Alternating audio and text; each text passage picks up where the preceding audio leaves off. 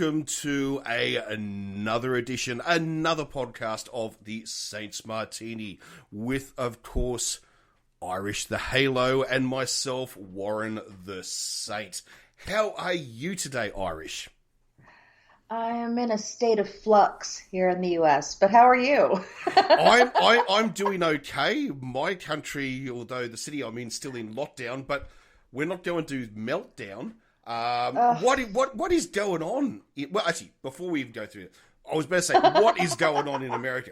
But I'm going to do this at the start of the show. Okay. Yeah. Everyone knows by now. Hey, I'm Warren. You're Irish. Hi, guys. Hi. This is... yes, hi. This is, of course, the Saints Martini cocktails and conversation. Yes, champagne conversation, which brings me on to... That's too highbrow for me. Stop it. So brings me on to, of course, what is your cocktail or drink of choice of this particular podcast? Well, in my excitement earlier this week, maybe Wednesday, I don't know, when I picked it up, because I had to special order it, I got some Bunratty Irish mead. It's delicious. I love it so much. It is literally not real mead because here in the U.S. we can't have anything fun or good. This is why we can't have nice things here because, who we have going on. But it's actually more of it's a white wine with honey and herbs in it, but it's really freaking delicious. And I've been looking all over for it since I had it at a Renaissance fair here a couple of years ago. And you can't find it freaking anywhere, not even in the specialty stores. So I went into one of the liquor stores the other day to get some tequila because everybody has to have margaritas, and also Patron Silver shots because life in America. Well, because the liquor stores, they are essential workers now, the people who work there. So I do appreciate them. Yes, thank you for your sacrifices and service. I was about to say thank you for your service. They deserve They deserve a parade in 2021. I think. And I witnessed some Florida man behavior in there while I was in there. And if you'd like, I'd be happy to impart that. But I did special order it. It was here in 2 days, which I was very excited about. I bought 2 bottles. I did consume 1 bottle on the first night, and I have consumed half a bottle this evening before we've gotten started because I decided best be buzzed when we start and not wasted when we finish. Okay. Okay. What's the alcohol percent? What is the alcohol percentage of what is it? Pseudo imitation mead. What is it? Stando Japanese imitation mead. No, bite your tongue. No. Bite your tongue. It is imported from Ireland. Thank you very much. Okay. No, that was a line from Fawlty Towers. Sorry, but anyway, yes. Oh, I'm sorry that I missed that. Yeah. Stando Japanese imitation veal. Oh my God. So anyway, no. So I'm embarrassed for myself right now. I am. Did you see the post from John Cleese about the anniversary of Fawlty Towers? No. Oh my God. He asked what the favorite quote was. Oh, well, that's pretty obvious. I would say, but I'd be interested to know. What's your favorite? Is that your favorite quote from there? No. Well, actually, it's one I do use a bit. Yes, was it Japo-Scandinavian imitation veal? That one? But it's not actually my favourite. I think my favourite is Don't Mention the War. Because the episode The Germans, I still think is the best episode the show did. Oh, but okay. I stand to be corrected. I don't think there is. That's just my personal choice. Don't mention the war. I said it once, but I think I got away with it. Well, you know what my favorite one was, what? and the rest of the time we'll just serve a trough of baked beans garnished with a couple of dead dogs. Do you remember that one? Yes, I do. And you know what's so funny about that, Warren? Honestly, I have remembered that line since I was a child. Okay, the first time I saw that episode, it was so fucking funny. I don't know what it was about the whole build up to that moment. And John Cleese's just absolute loss of control in it. But the line itself stuck with me for the rest of my life. And I feel like it's probably affected the way I write when I write comedy now. Well, I feel like it. Yeah. Yeah. I do think, I mean, look, I am a fan of John Cleese. I'm not a lover of John Cleese. I'm not one of these people who, you know. Well, I haven't gotten to have sex with him either. No, I'm no, not but I mean, about yes, it. What's wrong with you? I mean, quite often I don't find him funny. I find him very stretched and anyway, I'm just saying. But oh my, I do believe I have to go. I'm sorry. No. But, no. But I do. Well, no, it's Well, like, I mean, for instance, have I made you uncomfortable? Well, no. I mean, a fish called Wanda is a fantastic movie. Okay. Oh yeah. Yeah. Now, Fierce Creatures, I absolutely it to some degrees I find Fierce Creatures funnier actually, but John Cleese is sort of the man who just he didn't kind of realize his age. Do you know what I mean? It's like, John Cleese, you're hilarious, you're a great actor, you're a great writer. No one can fault you. But you're trying to play the leading man at a time when you're not the leading man. And it just, I don't know, it just felt really uncomfortable, I remember, in Fierce Creatures. But, so I know I'm clutching at straws here to support my theory. However, I still do. I'm sure he's very sorry that you thought he wasn't the sex symbol he should have been. But no, I just meant then. Okay, you go back to the Monty Python days. It's different, but Fawlty Towers, I still think, is one of the best sitcoms ever written. I mean, I don't know if there. I don't know. Can you think of a better sitcom, as in a better written and better performed sitcom than Fawlty Towers? You know, I don't know how to really compare that, because I wouldn't compare sitcoms from that era, like British sitcoms from that era, to anything else. I mean, honestly, my era of sitcoms came from what I remember nostalgically from the 70s, and then also from the 80s. And I just think here in the US now, even when we do comedies, we've moved beyond the sitcom. So, and when they try to reboot old sitcoms from the 80s, it doesn't work. And people go, oh. It's like, oh, I'm so excited for this. And then, because actually we're more sophisticated we have more sophistication in the way we watch things now. We expect more from the TV series that we watch. So I don't know how to compare different era types of sitcoms to each other. I'm not trying to say that to be arrogant or something, or trying to avoid an answer. I just literally wouldn't know how to do that.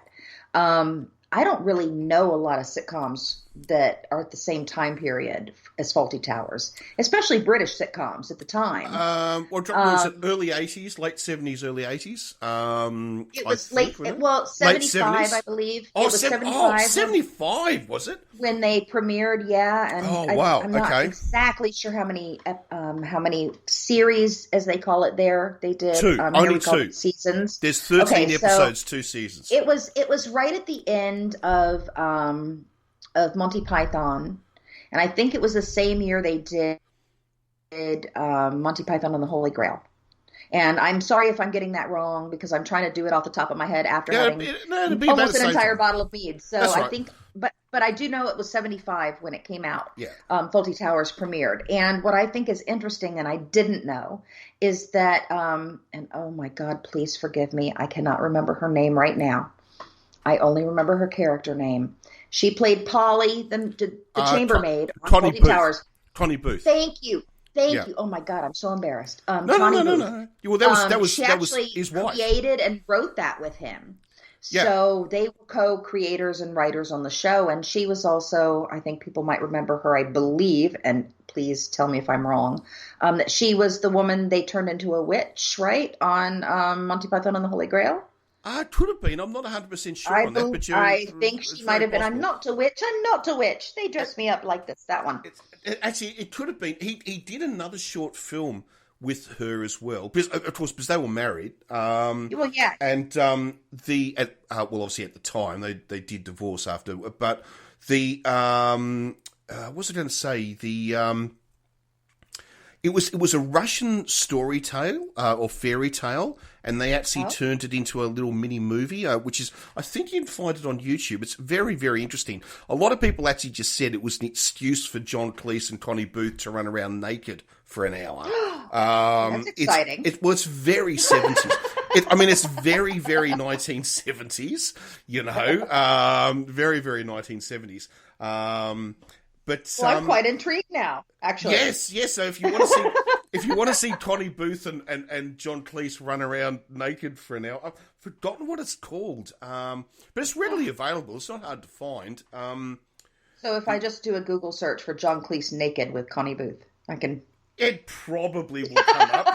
There'll be some pervert site which is it'll be like Connie Booth, like YouTube. It'll be like ConnieBoothNaked.com, or something like that. I don't know. Well, okay, that might be better than John Cleese Naked. JohnCleeseNaked.co.uk and ConnieBoothNaked.com. You've given me an idea. Something like that. That's the startup. Well, what was that film? Where was it? Was he Roden or whatever? Where so Josh Roden, where he and another actress, they're meant to be in their 20s, and they find out that they're pregnant. And so, from a one-night stand, and they start living together, but he lives in a shared, community house, and they're trying to build up a website which is to tell you at what part of films nudity exists. So they spend all day watching movies, recording at the exact time in the video that the nudity exists, and you get I think it's about half or 2/3 of the way through the movie. And some guy comes to visit, and they explain what their great startup business project is they've been working on for 3 years or something or other. And he goes, "Oh, you mean like Mr. Skin?" And they go, "What's Mr. Skin?" And he goes, "Oh, it's a website that shows links to nudity in films." And it's like, just what? The clips of nudity. It already exists. And these guys are devastated because they've been working on this project for 3 years, and they find out the company already exists. It's really funny. Warren, wait. You know what? You didn't tell me what you were drinking. I totally went off on a tangent on John Cleese because, John Cleese. But no, yes. and I know you're not turned on by him and stuff, but that's fine. What are you drinking? No. Well, no. I still believe he's a British institution. In fact, I'm surprised he hasn't been knighted, to be honest with you. Hasn't Michael Palin been knighted? I don't know, but I don't know. I'm not too sure.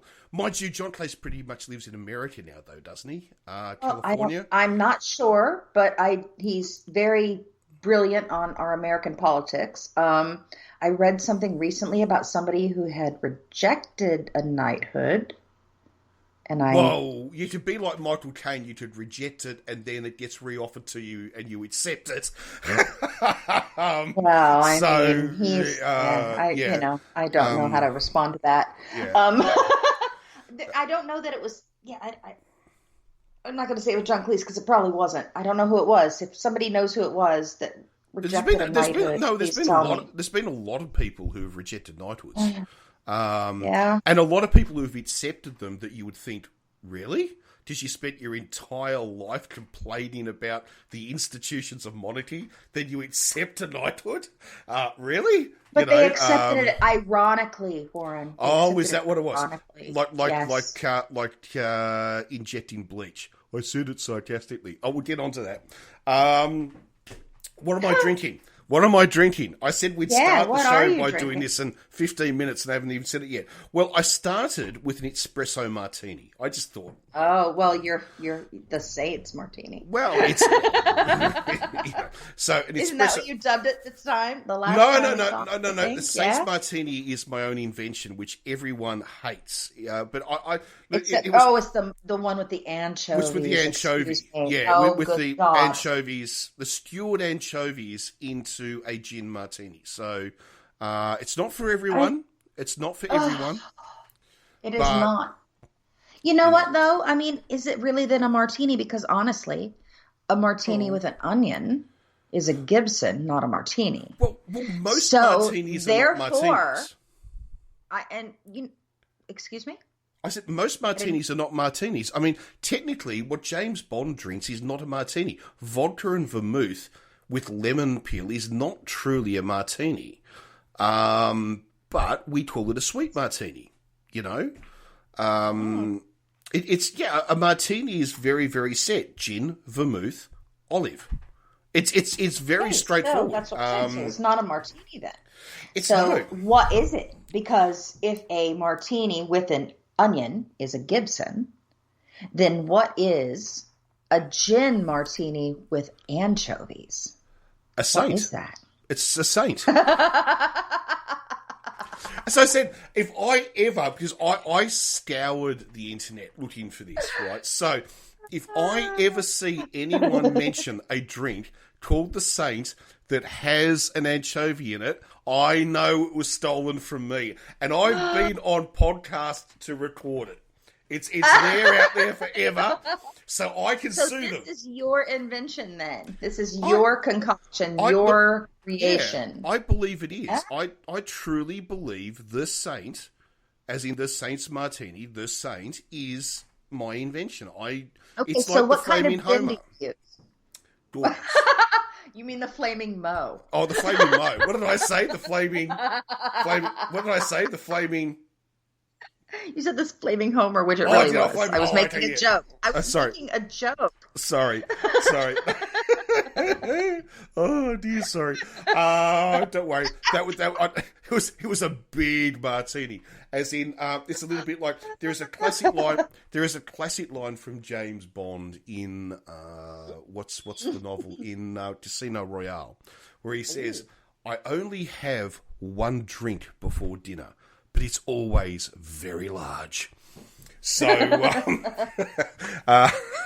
it's just Nobody wants to see my wine glasses. I'm just gonna say. I'm just putting straws in the bottles. That's what I'm doing.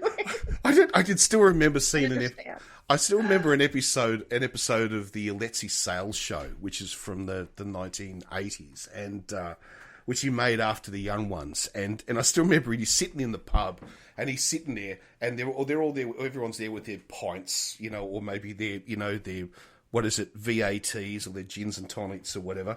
VAT is a vodka and tonic in Britain, and they have so they're all sitting there, and he has it. He's got there, and he's got a bottle of Johnny Walker Red Label, the entire 700ml bottle, just with a straw sticking out the top of it. I thought, Alexi, oh my God. What was the classic line of Alexi Sale? Who is that fat bastard? But he's talking about himself all the time. Who is that fat bastard?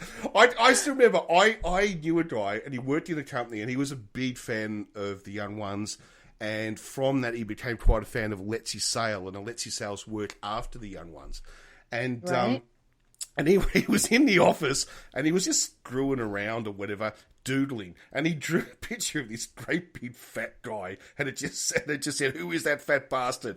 And his boss manager, who was rather a large gentleman, saw it and pulled him aside to want to know what was going on. And he desperately was trying to explain that it was this British comedian called Alexi Sale, and it had nothing to do with him insulting the management of the company. And apparently he had quite a hard time trying to pull it off. But anyway. You know, Warren, and we discussed this earlier. Some people think everything is about them, no Yes. matter what it is. I know. But anyway, back to the drink, the actual drink.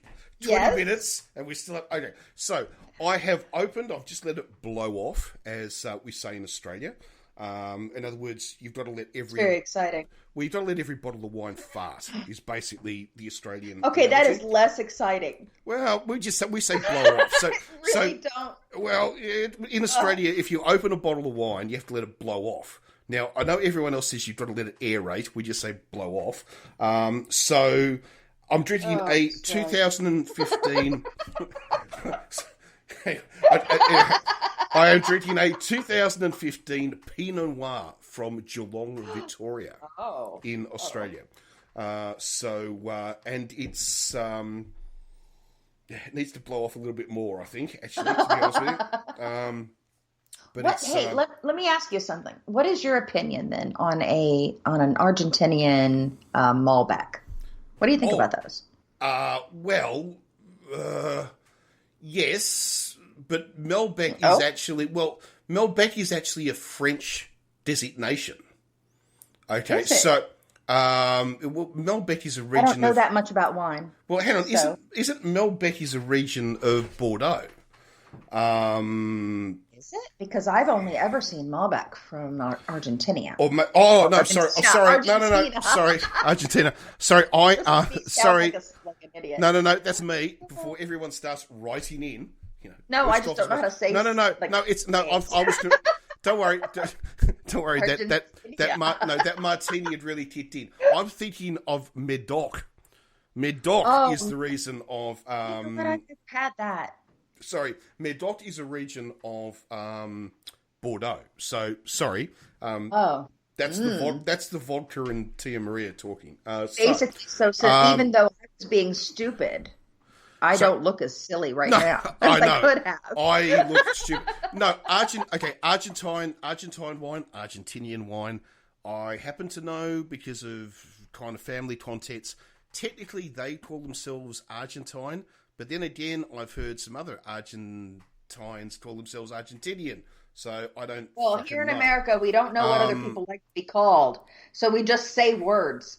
I didn't mean to be rude. So. No, we'll just say the wine and people of Argentina. No, do not do the accent. Oh, okay, sorry. Yeah, that would be bad. Banana. Yeah, okay, that would be bad. All right. Sorry. Don't do dialects Yes, unless you can't help it, like me. Okay. So, yes. And if you guys don't know what I'm talking about, I've told him before. I have a very serious problem with involuntary, spontaneous phonetic accommodation. I have a connection to Argentina, which I kind of think gives me a little bit of a free pass, and that is that I was married to one. So I kind of think I get a little bit of a free pass when it comes to digging shit on Argentines. But what I will tell you about Argentine or Argentinian wine... What do you mean? No, nothing. I didn't want you to... No, you're fine. Everything's fine. Have I said something silly wrong? You have not. I just wanted to make sure you were being very nice. That's all. Oh, okay. Oh, well, I'm not going down that path. That's a different. Okay, I just wanted. No. But one thing I would. I'm not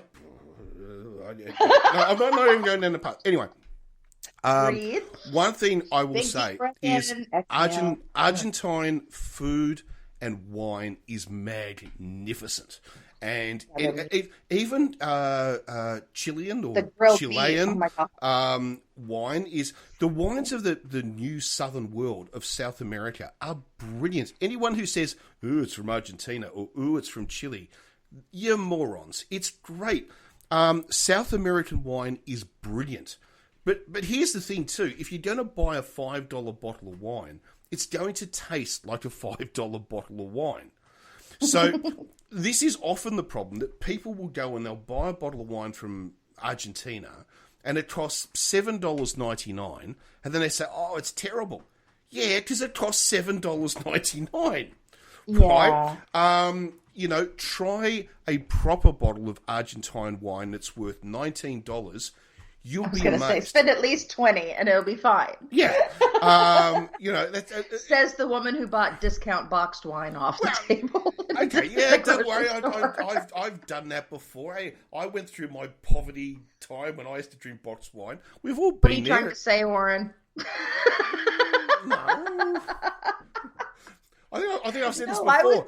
I was just stupid. I dated a woman. I dated. No, I'm not going down this path. Anyway, I knew a woman once who used to drink cast Lambresco with orange juice and an ice cube. All right, so holy crap! Okay, everyone has their own thing. All right, everyone has their own thing. I know somebody who's no longer allowed to drink Cisco. So right. And if you don't know what that is, it's like, and for people in the U.S., you'll know it's equivalent to Mad Dog 2020, is the cheapest trash alcohol that you can find in the liquor store, and it tastes like flavored cough syrup. It is like $3 a bottle. Some people are no longer ever allowed to drink anything that is even remotely connected to that. And that's all I'm going to say about that. My sister, many, many years ago, gave me a bottle of this drink, which was called Mississippi Moonshine. Okay? Oh, Lord, dude. About moonshine.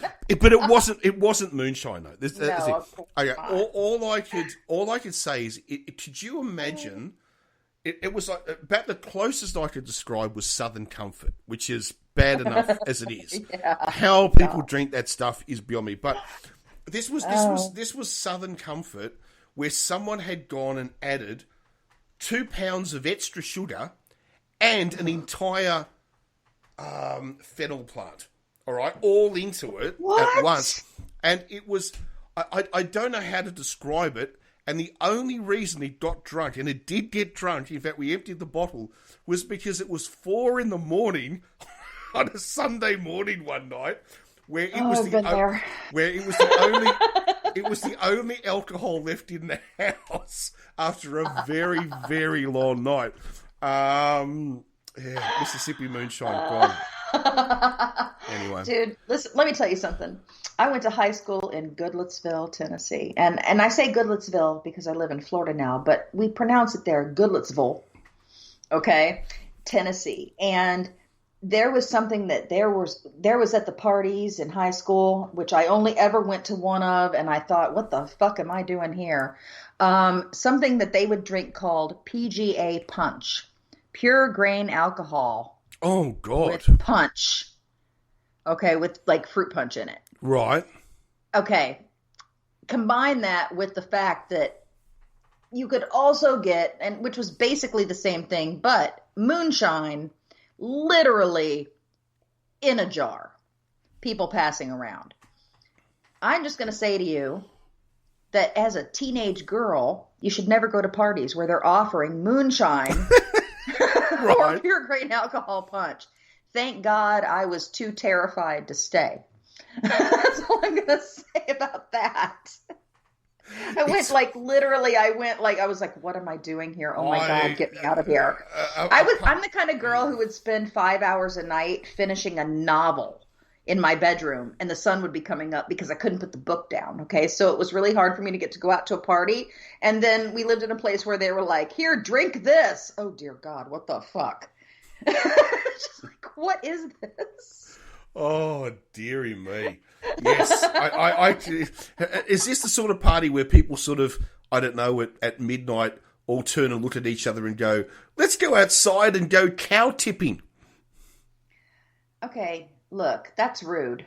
It was goat roping. What is wrong with goat? Goat roping. No, oh my dear. God, Warren, let me tell you something. When we first moved down here, okay, from Nashville, and shut up. Sorry, you got me going now. Yeah.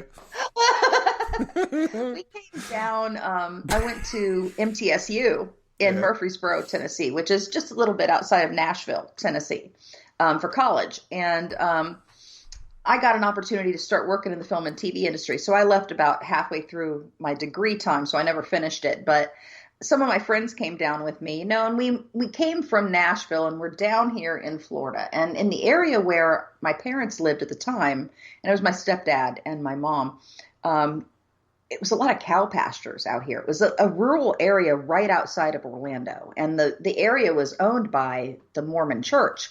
And they had tons and tons of cows out on this pasture.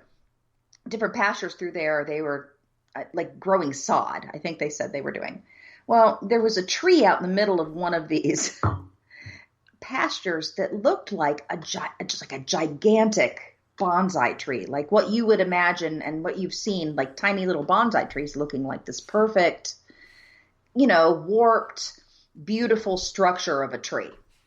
And it was in the middle of it. And one time when we first came down here, a couple of my friends and I were in my car, and I had a convertible, Red LeBaron convertible at the time, which we called the Red Baron. And in the back of the car, we just it had no back seat basically, but there was a bag in the back from the gym. It had some stuff in it. And we were driving from our house to my parents' house. And as we're driving, we're like, oh, hey, look at the tree. So we decide we're going to get out. We're going to park on the side of the road where this cow pasture is because, we're from Tennessee, whatever. And we're going to get out and we're going to get into the field and look for mushrooms. Okay. Now okay. Okay. I was actually just going to say. I have never, I wasn't going to say you weren't going to go off and make a pasta. It was. I wasn't actually going to. It was no. I wasn't just going to come out and sort of say we were looking for drugs. I wasn't actually going to say that. No, but anyway, I know, but I just said it. Oh, so I know. So I know. Yeah. And I'm going to preface this story with saying I still to this day have never taken any kind of psychedelic drug. Okay, I've never taken mushrooms. I've never taken acid. I've never taken anything. So that is what the story is. But we're like, okay, we wanted to look at the tree. That was one thing. But sure, there was a bunch of cows and it had recently rained. And the people I'm with go, hey, let's go look for mushrooms. And I'm like, whatever. So we pull over to the side of the road. I pull over to the side of the road. And we get out and we go over the fence, like a 3-prong wooden fence, go over the fence, and we're wandering around in the cow pasture. And it hadn't rained it rained recently, but not recently enough for there to be any mushrooms growing. So we're in there, and then all of a sudden some cops pull up. And we're like, oh, shit. And they're like, hey, what are you guys doing? You're on private property. What you guys doing out here? And I said, well, this tree out here, it looks like a giant bonsai tree. We were just going to go take a picture of it. And then I realized I left my camera in the car. This is my mind. Yeah. Okay, this is my 19-year-old mind working. And he's like, oh, really? And I was like, he goes, well, people don't like people in their cow pasture. Somebody drove by and saw you guys in here, and they think, you're in there messing with their cattle. And I'm like, what are we going to do? Take one and put it in the back of the convertible? He goes, well, people are out here, maybe sometimes looking for mushrooms. And I went, what do you mean mushrooms? And he goes, well, in the cow patties. And I went, wait, ew. Like that. Because I'm going to tell you this. This has been my thing my whole life. I don't look like the kind of girl I am. I'm just going to say that. My whole life I've worn things like pink Angora sweaters and skirts and things like that. And I don't know, I guess I had an innocent face. For the most part, I had gotten away with all kinds of shit in my life. Not that I was a bad kid, but nobody ever suspected me of anything ever. Okay? So when I went, ew, and he goes, well, you guys shouldn't be out here on the cow pasture. I'm like, well, where we're from, this isn't an issue. He goes, well, where are you guys from? I said, well, we're from Nashville. Like I said, there's cow pastures everywhere in Nashville. Like nobody cares if you go in their cow pasture. I said, it's not like we're trying to tip your cows over. You're literally looking at. And so he made me pull out my license and show him that I was from Nashville, Tennessee. Okay, which let me tell you something is a fucking metropolitan city. It is a bigger city than the city I live in right now. Okay, yeah. much, much bigger. It's like country. Much more metropolitan. That reminds me of a great story. This cop literally thought, because I was from Nashville, Tennessee, that we were all just out there wandering around in cow pastures, not tipping cows over, but taking pictures of trees, not looking for mushrooms. At this moment, my stepfather drives up in his truck and sees us there, and he gets out and he comes over. "What's going on, officer?" And mind you, my stepfather used to be a linebacker for the Lions. He played one game, ripped his shoulder out, and didn't get to play anymore. But he's a big dude. And he comes over and he's like, "What's going on, officer?" And he says, "Well, we found them in the cow pasture, and we just wanted to make sure that they weren't doing anything out here like looking for men." He goes, "Oh, well, she doesn't know anything about that kind of stuff." I didn't, actually. Oh, dear. But in the end, the cop let us go and everything. And literally it was because he thought from where we were from, like just his concept of where Nashville was, is that everybody was out there wandering around in cow pastures. And that was no big deal. Nobody cared if you wandered around their fucking cow pasture because we were all redneck hicks. Oh my God! I can tell you, actually, when I was at university, I mean, look, anyone who knows me, as you know, because we've talked about this, not on air, but I am devoutly anti-drug, totally and utterly anti-drug. But yes, and there we clash. And well, because there are personal reasons for I'm sure. Yeah, I get that. Yeah. However, I don't consider marijuana seriously to be a drug. I consider it like booze. It's like wine or vodka. It's just, it's a stimulant. And anyway, when I was at university, I can still remember I had some dope, some marijuana, and I can still remember. After I had it, and I'm feeling very lightheaded and I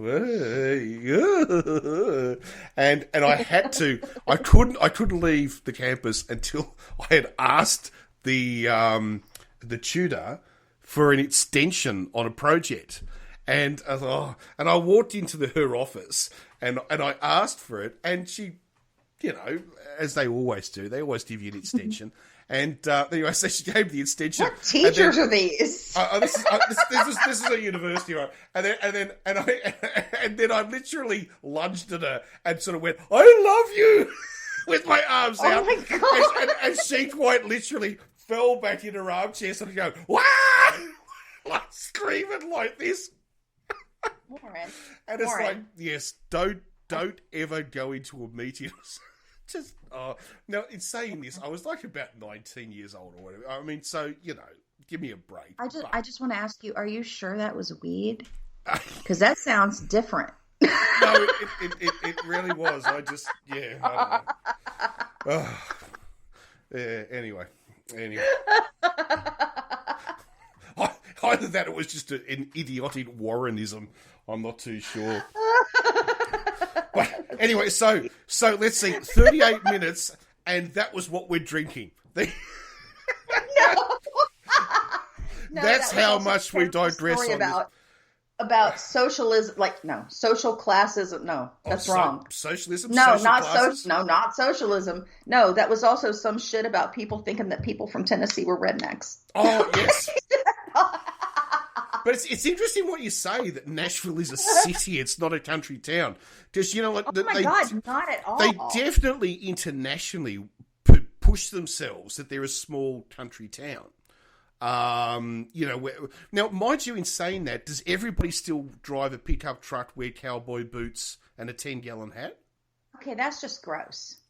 No, right, I'm being serious. I'm asking the question. People in Nashville, unless they are playing a role, okay? Right. Most do not do that. The people from there don't behave that way. So there are areas around Nashville where there are farms and people who are country.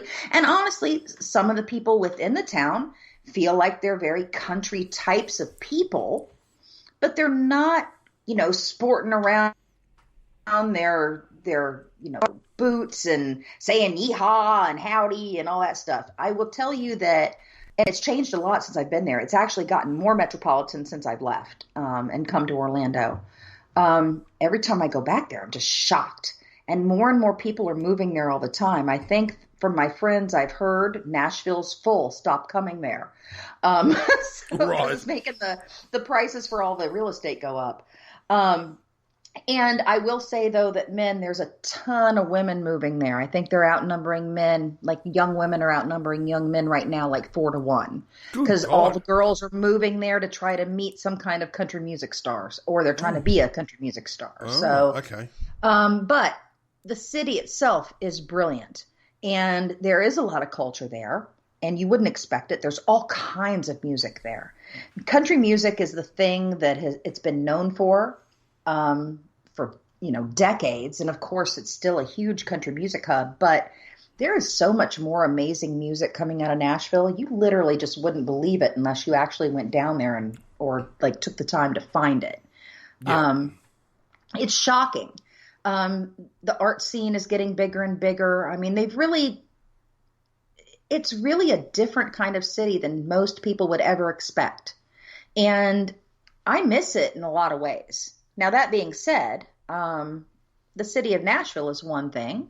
The surrounding areas, the people, and the people there, I mean, they're all very, very friendly to each other on the bless your heart kind of way in a lot of respects. I will say it is the Bible Belt.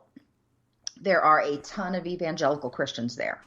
So if you are not willing to live with people who will definitely be friendly to you, but don't give a shit whether or not you have rights if you're different from them, that's the whole thing. That's what I realized after I left. It's and the people there are very friendly, like on a surface level, and they will help you if you need it. I'm not going to say they would never do that. Excuse me. The thing I thought was really interestingly different between here and there was that there was a place, kind of an iconic restaurant there called Shoney's. They had a breakfast bar. It was a place where on Sunday mornings, especially, people go on the weekends. You go to the breakfast bar, everybody would go to Shoney's. You'd see people in the parking lot. You're coming out of the restaurant. They're coming out of their car, coming into the restaurant. Even if it was across the parking lot, people wave and they smile and they say hello. And it's a genuine hello, okay? It's a friendliness that you don't get on the street where I live now. Here in Orlando, even though it's supposed to be the happiest place on earth here with Disney and everything, on the street, if you smile and wave at a stranger on the street, people look like you're going to like carjack them or try to kill them. They want to know what it is you want from them. And so the vibe is really different there.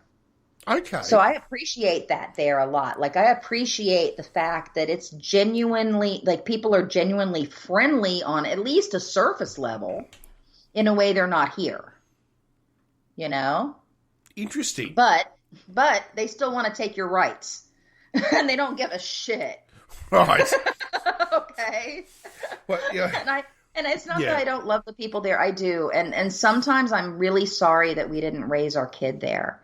Because God, the opportunity for being outside and the environment and just the natural stuff in Tennessee is so amazingly beautiful. Here in Florida, we're flat. We have scrub brush. That's what we have. We have some beautiful natural sights, but it's nothing like that kind of forest and valley kind of thing going on in Tennessee with the waterfalls and the hiking and it's just different. So, I'm sorry that we didn't raise him there for the beauty of it, because he loves nature and going out and hiking and camping. But goddamn, for the racism and the bigotry, I'm really, really glad we didn't raise him there. So it's really that bigoted and racist. I hate to say it in a way that makes it seem like the people are genuinely thinking or like trying to be bigoted and racist. I don't think most people that I know, even now, the people that I know on Facebook, that I've known from way back there, it's not that I think they mean to be that way. I honestly think it's just who they are based on how they were raised. And I'm not going to give them excuses. I know that a lot of us I wasn't totally raised in that environment, but I do know people who were. They're nothing like that. And they never were anything like that. And they didn't fit into that society there, but still they thrive in the environment, maybe not the way they wanted to. A lot of them left. The people who didn't feel like they fit in, they left and went to big cities where they felt like they could find their people. And I'm fucking all for that. I thought I went to a big city. I didn't. I just went where opportunity was for me. Yeah. But, I don't love Florida, but I love what it's given me. I love that. But yeah, I mean, I think those places have a sense of community that places like where I'm from don't have. But then again, they are a society that is really built around presenting yourself as a person who supposedly is loving and kind because you love Jesus and all this stuff. But really what it's kind of about is showing everybody how religious you are and how much you love Jesus and stuff, while you also turn your head away from terrible things that are happening because you love the sinner and but hate the sin. That's what they like to tell themselves. Yeah, it just reminds me of that line or that attitude of what is it? It's like when you talk about a woman's right to choose, and there are people who. How many times have you come across a person who sort of says every life is sacred? What about What about Iran? Bomb the shit out of them. Mm-hmm. Well, and how does that work? So you're going to fight, spend your entire life to make sure that an embryo is kept alive, but at the same time you're quite happy to firebomb 10,000 children. Oh, yeah. I don't get the logic of it. I really don't. I mean, look, I fully understand if you had someone who was right to life and was anti-war. I fully get that. And then I would say, all right, you know, like the Quaker argument, it's like, then I stand by that. I think you're totally legit. And I totally get that. And I will stand by it. And I will defend you in what you say. But when you're trying to say a woman should not have the right to choose, but at the same time you support the firebombing of a society, then I'm sorry, you've lost all right now to have a comment. Like you're no longer in the argument anymore. You're now just a moron. That's because their God hates everybody they hate. That's why they worship him. They create the God who tells them that what they are is great and what everybody else is wrong, and it's okay to hate them, even though you say you love them because they're a person. This whole pro-life thing really pisses me off when basically they want women to have forced birth is what they want. And once that child is born, because all lives matter, right? But then once that child is born, the mothers are on their fucking own. The babies are on their own. If you need something for your kid, you're zero support. A moocher and a taker. Yeah, that's exactly right. How dare you be a welfare queen when we demanded that you have this child? I know. The thing I love about it is they force you into the situation. If you are pro-life, they force you into the and situation. then they say you're on your fucking own. And then they shun you like you're some kind of a whore because you had a baby out of wedlock or because you couldn't afford the baby or whatever. But they didn't want you to be able to afford the baby. They just wanted you to carry the baby to term. I just have a real issue with that shit. Well, it's the thing. I think we should take a quick break and then we'll come back with some more serious stuff. But it was like, for instance, this Supreme Court argument which is going on, obviously, in the United States. What I was stunned by as an Australian is that you guys are still arguing about a woman's right to choose. It's like every other Western country decided this 50 years ago, right? Britain, Germany. But we have a fringe element that are keeping us from getting there and keeping it. That's what we have, a fringe element now. Yeah. It's French. But the fringe, because of Trump, is now... It's Ronald Reagan. Oh, Ronald Reagan? Was Ronald Reagan... Ronald Reagan is the one who brought the religious right into politics. Oh, really? He's the one who told them. Did it not exist before then? Oh, no. Well, the religious right did, but they were not involved in politics. Right. It was Reagan and his people that drew them in because they knew that was a base that they could manipulate, and they did. That was his whole thing. Strange man, Ronald Reagan. I mean, in some ways, I have great respect for him, and in other ways, I think he's an absolute asshole. It's like he was in many ways directly responsible for ending the Cold War. But I don't actually know that was his intention. I think it happened by coincidence. Do you know what I mean? He's an actor, honey. Well, yeah, because it's like he pushed the Soviets to the edge, to where the Soviet Union was literally like all-out war, or it all falls apart. And it all fell apart. Because they couldn't match dollar for dollar the defense spending, because in the Soviet Union, quite literally, I mean, they didn't even have toilet paper. It had got that bad. And I remember. It was a well-timed speech, Warren. Yeah. It was a well-timed speech. And they didn't do it because he made the speech. They were going to do it. And he also made the speech right before it happened. Yes. Because honestly, there was nothing else they could do. They were fucked. They were falling apart. This was all they could do. He knew that was going to happen. They came out and made the speech. It's the same shit Trump would have done. Things that were already in place and were already in motion. Because, I mean, honestly, all the shit that went down with Carter and all that. Like, there's a whole thing. I don't even want to get into it. No, it's like a whole deep thing for me. Reagan. It brings up, Reagan is the one who brought the religious right in.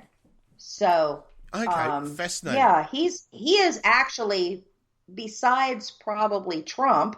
Well, not probably, definitely. Which we need to talk about if you guys haven't heard. In Australia tonight, the big news. It's made news. Don't worry, it's made news all over the world. Yeah, all over the world. I'm sure it has. So we need to talk about that when we come back. But let's go ahead and take our break. We will come back. Let's talk about that. I can't believe. I mean, some of the things that just to mention in America, just in the last few weeks since we've been on, the fires, obviously. But also some of the amazing stuff. The debate. Holy fucking hell. What was that shit show? Trump's taxes. The Melania audio tapes have been released. Have you heard the Melania fucking tapes? Oh, yeah. Kimberly Guilfoyle and her dick pics. And now... Rome is burning. Oh, my God. And Nero Honestly, is playing. It's for... And Nero is at Walter Reed. Well, I was about to say, is it... Now, okay, historians, okay, if I get this date wrong, I'm sorry, but is it 476 right now in the United States? Is Rome about to fall? I think it was 476. Please correct me if you're a historian. I think it was the year 476. But is it 476? Is that what's happening? I don't know. Yeah, I don't know either. All right, let's take a quick break. Taking a We break. will be back and we will discuss whether it's 476, whether the barbarians are coming. And also... Joe Biden, the barbarian. And also we're going to talk about... we're going to talk about some haunted stuff. Oh. I'm going to make you do that. Cool. I like a bit of a ghost story.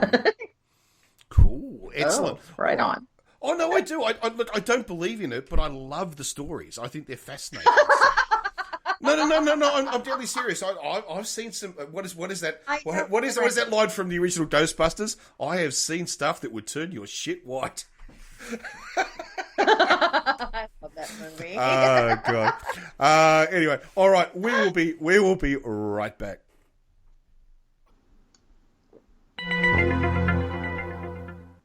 And we are back. And what has happened in the time we've been away, Irish? I took a long time because as soon as I walked out from when we went on break, I went downstairs and my kid goes, there's a SpaceX launch. And I'm like, when? They're like, he's like, right now. Okay, so we go outside, and my mother is down in the living room. She's got the living room door open, and the TV's on, and the rocket is there on the TV, really big, and the countdown's going on. And it says 12, 11, 10, 9. And we get down to 2 seconds, and they scrubbed it. I was going to watch it. Because the cool thing is that right here where I live, I can see it right out my back door. If I go onto my patio, I can watch SpaceX launches all the fucking time because they go off at Kennedy Space Center here a lot, sometimes in Texas, but in other places. But here they go off a lot. And where we live, for some reason where they set them off for the most part is at night. So if it's a clear night, we can actually see them. So I almost got to see a SpaceX launch tonight, but they scrubbed it. They're going to look at it again, and they said in 15 minutes. It might go up. It might not. I don't know. All right, so if we have I'm to... going to be up here now, so now. I'm not going to know because I'm up here, so it's fine. No worries. Warren, I can see them anytime. You are so lucky. I would love to see a rocket launch. I mean, I just think it would be so cool to see. Warren, when I went on From the Earth to the Moon, okay, the HBO series about the Apollo missions, and that was back in like 97. We were shooting in 97 here in Orlando at the Kennedy Space Center. When I saw that, one of the guys that came to work for us as an extra, because, we did the extras on that, and oh my God, it was so fun. One of the guys that was on it, he was literally the guy that was named Employee of the Year the same year Apollo 13 happened. Okay? Right. He was an amazing guy. His name was Norm Perry. Norm Perry Sr. And his son, Norm Perry Jr., was a firefighter in the Cocoa Beach area. And he also came out, and they worked for us on the show as extras. And Norm, as somebody who casts people for a living, and especially somebody who does extras, I look at people's faces. And if you looked at this man, he had the silver hair and the lined face. He looked like a person who, and this is what I cast him as always, he was a top-level general in the military every single time, okay? The man looked like he just had a presence, all right? Well, when we did the show, they were doing a launch for the space shuttle, which we don't have that program anymore. They let it die, our reusable space shuttle program. And we were going to do, we were shooting at the Kennedy Space Center. We all had to have clearance to do it, security clearance. Of course, not as much as the people who actually work there do, but we had to get our clearances and stuff, and we got to go on, and I got to work in the VA built, oh my God, too much mead, VAB building, okay, it's the vehicle, no, it's not true, it's the VA building, I guess it's just the VAB, again, too much mead. Assembly it's the Vehicle building. Assembly Building, okay, It was the place where they actually put the space shuttle together. And they built it on top of the thing that they moved it out on. It was kind of like this creeping, it had like tank wheels on it almost. And it moved really slowly. It took them like 2 days to get it out to the launch pad at the time. But they were going to do a night launch of the space shuttle while we were shooting. And it was near the end of the shoot. And Norm Perry, being who he was like, he could get anybody into the VIP access that he wanted. And so he actually, because we cast him as an extra in this TV show, which was crazy, he got my mother, my stepfather, myself, and my husband in as VIPs on this launch for the space shuttle. And it wasn't just any launch. It was a nighttime launch. Oh, God. And we got to go, and it was so rare at the time. But we got to go to the VIP launch section at night at Kennedy Space Center. And let me tell you something. I have never in my life experienced anything like this. One, we were a mile across a lake from the actual launch site. and there's bleachers set up and there's lights and all this stuff out there. And of course there's a building, you go through it first, and it's got all this stuff like the Mars rovers and all this stuff. And it's okay. Yeah, this stuff's really fucking cool. But we're going to go watch a nighttime shuttle launch. So we go out there and we go onto the bleachers and we sit down, and it's dark and the lights, and you can see across the lake a mile away, this space shuttle set up with all the lights on it, and it's on the launch pad. And it was probably one of the most beautiful things I'd ever witnessed, because, you know, as a kid, as a girl, I wanted to be an astronaut. And then I was told you had to be good at math. And I realized I will never be an astronaut because, let's be honest, I'm good at languages. I do not do the maths. I just don't do them. So it's not that I don't want to. Maybe I could have understood them. It's not my thing. So I kind of gave up on that. But getting to work on the show was cool because we got to be inside of where Mission Control was, like the original Mission Control from when they originally sent up the original Apollo missions. And it wasn't a soundstage. We were in the actual fucking place where they did it. And we got to shoot, and I got to dress people for that. So we're sitting out there for this launch, and it's dark, and they're counting down, and all of a sudden, okay, they say 3, 2, 1, and you hear this rumble, and you see the fire and the smoke across this lake come out from underneath the space shuttle. I don't even know how to describe it. One, it lit up the sky with this red that you wouldn't believe. I mean, literally, you would think it was the end of the world if a meteor was coming in. It would be that color, you know, but the smoke came out and it billowed, and you could see it billowing across the lake. And then the sound, you heard it before it hit you.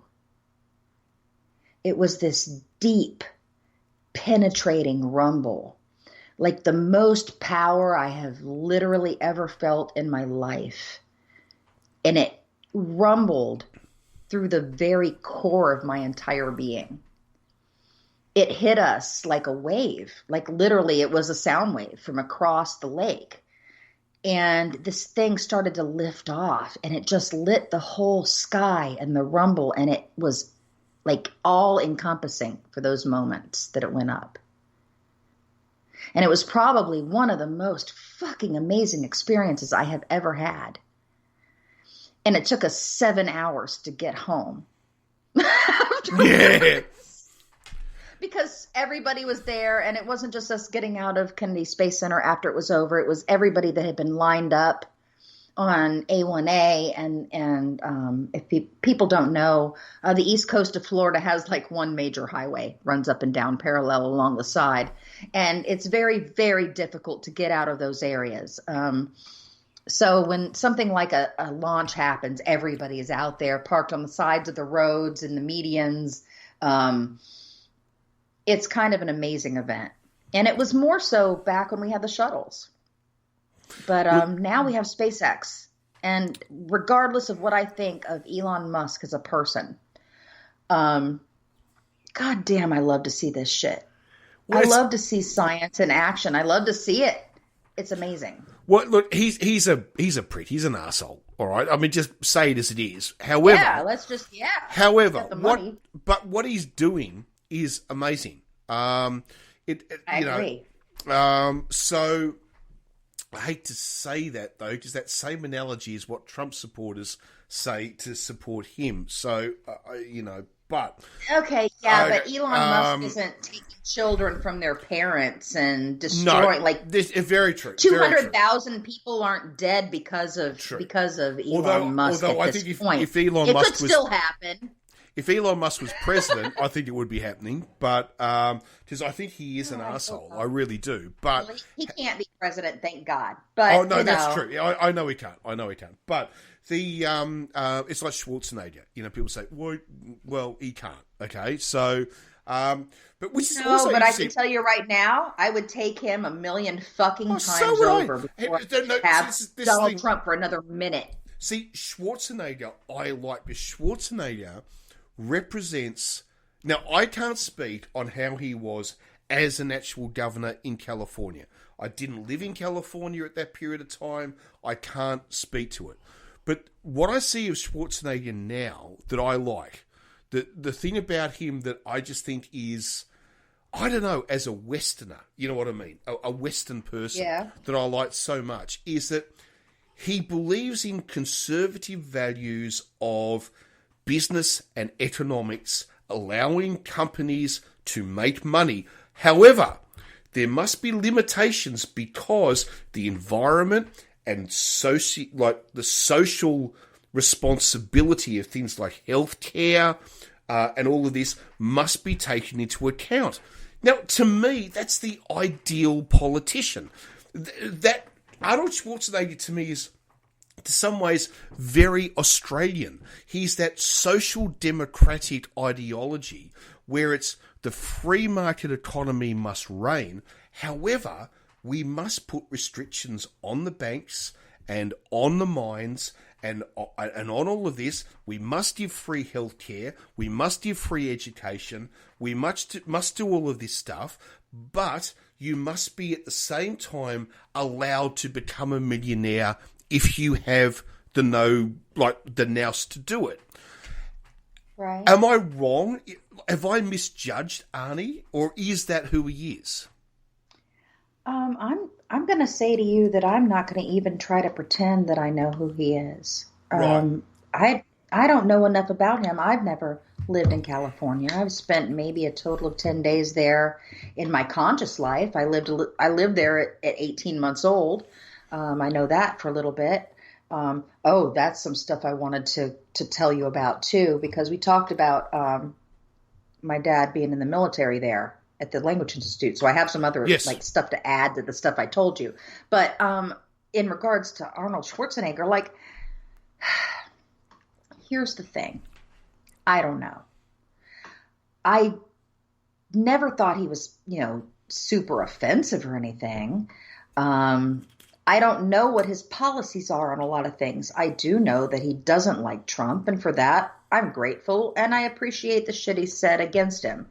Other than that, I don't know. So I would hate to actually come out and say, hey, yeah, I agree with you on this, or I don't agree with you on it, because I don't know anything about Arnold Schwarzenegger. I like his movies. I liked Kindergarten Cop, even though it was awful. Love his movie. All right? Kindergarten Cop. No, I'm sorry. It's a guilty pleasure. I love that movie. It's not a tumor. It's not terrible. A tumor. It's a terrible movie, but I love it. All right? So I'm going to say I don't want to judge him because, one, I don't know enough about who he was as a governor. If people have other opinions, please tell me. I'd like to know. I'm certainly willing to learn. Other than that, I know he had a kid with his nan or with the maid or something, and then was a shit piece about it. But that's his personal life, so I don't really care about that either. But the other thing, so I'm just like, I don't care.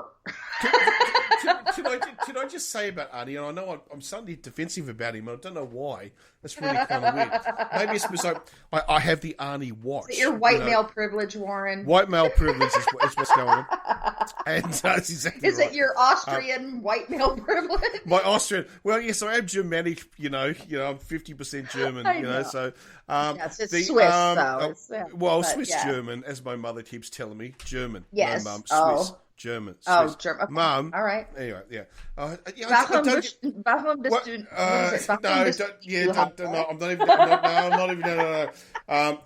It's like my.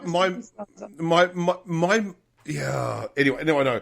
However, we're not going down there. We're not. Okay. You off with my terrible German. No, we're not. But. What's my? Ich bin ein Berliner. Sorry, you're a jelly donut. Wait, what? I just always remember. Isn't that the classic line? It's like, I don't know what to say, so ich bin ein Berliner. It's like Berlin is a jelly donut, Warren. Yeah, I know. He said he was a jelly donut. Yeah. I'm not even going to go down. Look, this I know he was wonderful. I'm not even going. I know, not even going to. My mother also once said to a girl at Epcot Center, I know how to say schnooky putsy, and I don't want to talk about that the rest of that conversation anymore. Okay? but this is the other thing I keep saying to people. I'm not fucking German. It's like in the same way I'm not British and I'm not French. It's like it's see, I'm an Australian. My mother is Swiss German. My father is English of French origin. So I'm an Australian. My father is say, "Oh, well, you're British because you were born there." I'm an American. Yeah, that's exactly right. So, it kind of annoys me because I get a bit sick personally of people who turn around and sort of say, they'll sort of say, "Oh, I was born in where were you born? Montreal." All right. Sorry. I'll start this conversation again. So who are you? It's like, oh, hi, I'm Helena. Okay. Oh, hi, Helena. So what nationality? I'm Greek. Okay. Where were you born? Montreal. Well, how the fuck are you Greek? Oh, because my grandmother was... No, you're not Greek. You're Canadian. Do you know what I mean? And Canadians are terrible at this. I've really fucking noticed this. Canadians use the nationality of their fucking parents and grandparents rather than Canada. But Australians... I think it's because most of the time people from places like Canada and the US, because you know what? I have a tendency to do this too. We're not very old societies here. And I know maybe Australia isn't either. I'm Australian. We're even younger. We've done I'm saying you probably are, but maybe you guys have a different way of looking at it than we do. We have so many people here in the U.S. I think we look at it as like, well, I would hope we're supposed to look at it like we're a melting pot, that it's great to be American and something else too. So I know that my family, some parts of my family have been here since way before the Revolutionary War. I have people in my family that fought with George Washington at Valley Forge and died there. They didn't fight at Valley Forge. They died at Valley Forge. But they fought under and served under George. Yeah, because I don't know if they froze or starved us, but one of them. They fought against George Washington, fighting over the supply of blankets. They fought against not dying, and they lost. They fought against the blanket shortage. Sorry. Yeah, I'm making fun. No, I don't. That. Sorry. I'm sorry. I'm making fun. Please. I shouldn't do that. I shouldn't do that. I'm sorry. No, because seriously, a relative that was at Valley Forge. No, it's amazing. It's fucking amazing. And I shouldn't make fun of it. First of all, I had nothing to do with it. But secondly, that's fine. You don't have to keep apologizing or repeating you didn't need to do that. I'm fine with it. Like literally one of my other relatives got blown up by a piece of dynamite because he was digging a well and he threw a piece of dynamite down in it and it didn't go off. So he went down in there and then it went off and he died. I mean, let's not pretend people aren't dumb or whatever, but people die. All right. So it's not like it's a big deal. Lots of people died in the Revolution, and lots of people died under George Washington at Valley Forge because it was a piece of shit time period. But what I do appreciate is that I have a record of it because he was somebody that had rank, at least that I could, at least find. And what was he? Because I think personally, no, he was. His name was Captain Josiah Monroe. Oh my God, he was an officer and a gentleman.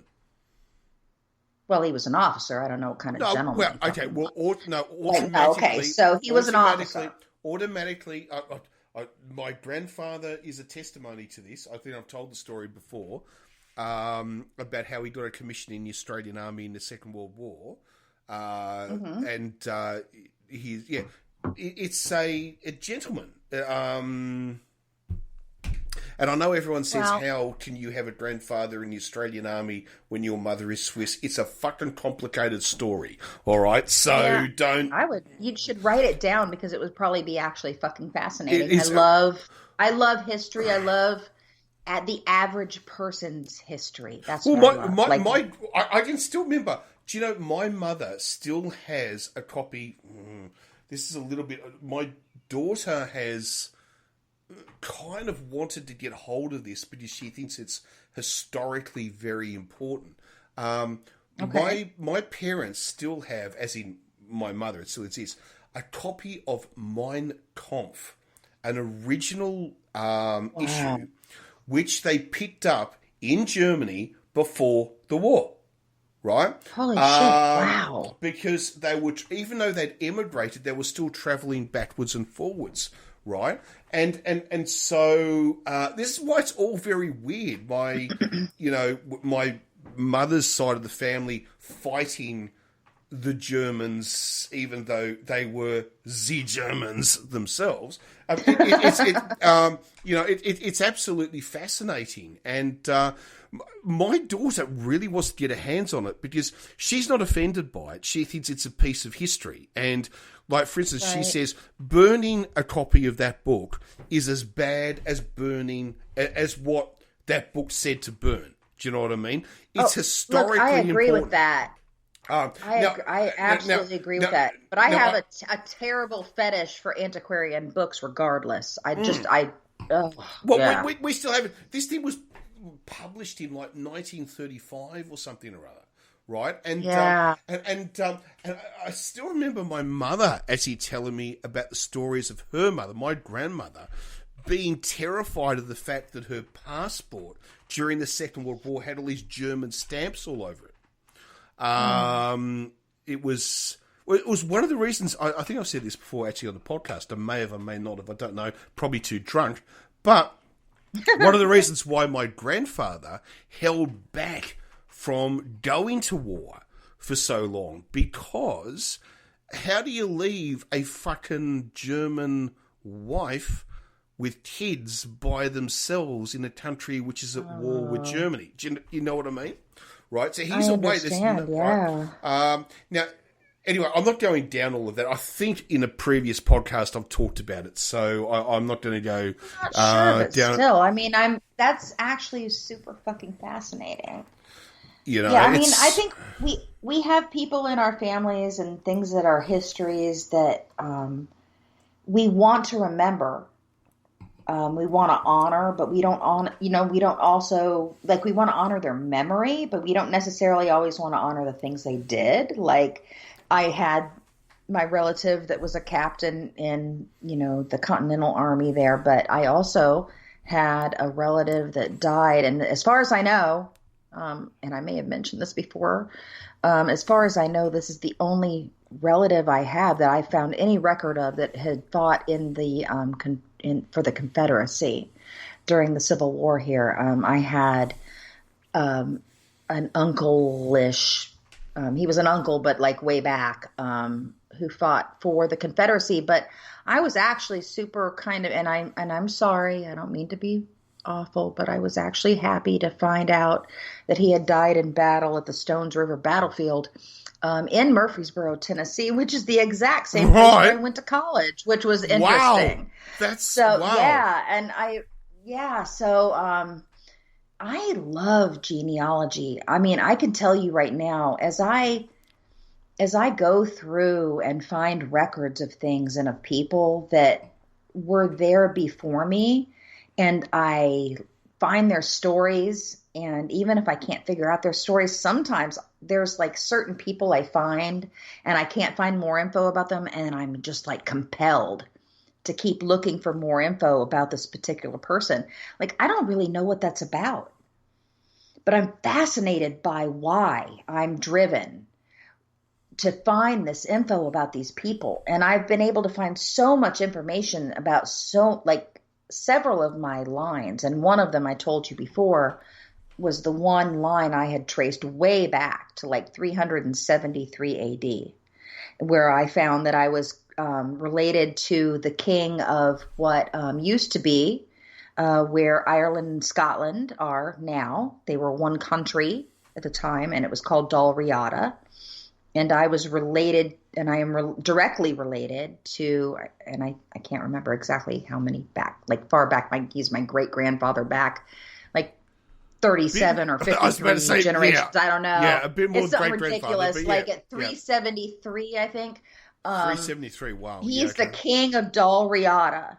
And the only reason I know that is because one line of my mother's father's line went way, way back. And he was related somehow to a knight who was related to a bunch of other people in the royal family, who was related to William the Conqueror, and then related to Rollo, the Viking Rollo. king. This is the one. Yeah.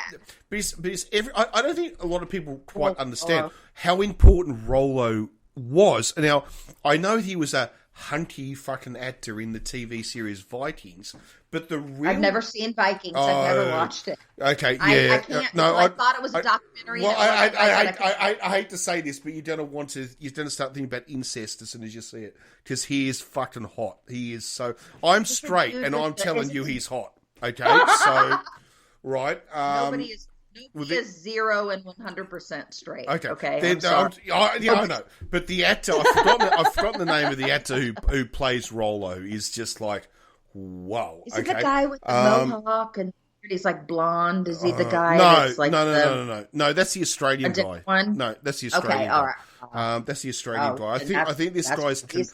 I've forgotten. I can't remember the name of the actor. I think he might be Canadian. I'm not 100% sure, but no. The main star of the first 4 series is Australian, which is really fucking weird. An Australian is fucking. But then again, as Will Smith once said, as Will Smith once said on the TV, I think it was in Parkinson, not Parkinson. But it was one of those British talk shows. And he said, for God's sake, can I walk onto a film set anywhere where half the cast and half the fucking crew are not Australian? he said he'd heard stories that apparently Hollywood in the 1960s was swamped by Brits. And he said now in the thousands, Hollywood is swamped by fucking Australians. They're just fucking everywhere. Look, I've said, stop worrying about the Mexicans coming here and taking low-paying agriculture jobs. Worry about the Canadians coming here taking all our acting and musician jobs. There's more. There are more fucking Canadians, Australians, and Brits taking American jobs than there are fucking Mexicans. What? I mean, quite seriously, and I'm talking seriously, because the Mexicans, you know the jobs they're actually taking? It's cleaning the public toilets. Do you know the jobs the Canadians, the Australians, and the Brits are taking? It's the ones you want. They're fucking the ones that you want. And that's the thing. No, it's the top paying. I'm joking because I've seen them, like every great actor or musician you hear, they're always like, oh, they're Canadian. It's like, fuck. Yeah, I know. What are Americans doing? Nothing. Okay, but thank you, people from Mexico and other people for helping us eat. Oh, yeah. So that's all I want to say. Do not get me wrong. I'm not going down the Richard Hammond Top Gear line. I fucking love Mexico. I agree totally with Selma Hayek when she says people. She's so gorgeous. Mind you, she has even said she's been a little bit responsible for showing a bad image of Mexico. It's always a desert fucking filled tiny town that's on poverty central. I think a lot of minority actors feel that way because they just wanted to work. And that's not fucking Mexico, I don't blame them. I mean, I don't blame them. I blame Hollywood. Yeah, I mean, look, is Mexico kind of a bit like Brazil? Is it Philippines? Kind of semi-corrupt? Yeah, it is. I'm sorry, it is. Have you seen America? But that's exactly right. Mexico. Who the fuck are we to judge anybody? And the other thing too is that when Donald Trump, the Mexicans aren't sending us our best. Okay, half of these fucking supposed. Okay, first of all, we've talked about all this before, but first of all when he says Mexicans, what he means is Central Americans. He like that's what he's actually trying to say, but he's so all fucking brown people are Mexicans. Yeah, he lumps them all together. It's like that idea that he was prepared to sell fucking Puerto Rico. Like, who's gonna fucking buy it? Like it's this joke. I'll sell Puerto Rico and buy. They are part of our country. Well, they are Americans. I know, but the thing is, that guy. He's still thinking like a fucking sandwich shop operator. I'll sell this to buy this, right? You can't sell Puerto Rico to buy Iceland. It doesn't work that way, right? It just doesn't fucking work like that. I mean, fucking Iceland is part of Denmark. Well, it's not actually. It's actually independent, but it's still kind of Danish It's complicated. Warren, you're going to start a war. Yeah, it's complicated. But fucking, but Puerto Rico is film incentives. Great film incentives in Iceland. You guys want to shoot something? You want them to pay for 90% of it? Go to Iceland. They will pay 90% of production costs. Just ask Netflix. Yeah, no shit. And however, I have to say that was a great movie. Eurovision. What was it called? Wasn't it so funny? Well, I laughed so hard, Warren. But the other thing too is that you're not really a big Eurovision fan, are you? But I felt like I knew that it. Like I felt like I understood how much people loved it because you had talked about it for so long.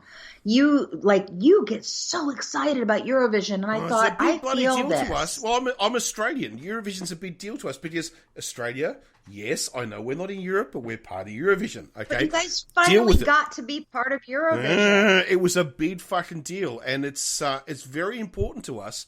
You can go to the office, or you walk in the office, and everyone's talking about who qualified, who got through. Like, seriously, I'm not joking. It is a big deal in Australia. What I really appreciated is that before I even saw that this movie was a thing, and if you guys don't know, we're talking about the movie on Netflix called Eurovision: The Story of Fire Saga. Yes, and it's got Will Ferrell in it, and Rachel McAdams, who was actually Canadian, and Pierce Brosnan. And Pierce Brosnan is a fucking Irishman. None of them are fucking Icelandic. It would have been nice. No, and it was amazing. It was amazing, though. Honestly, it was so funny. It was good.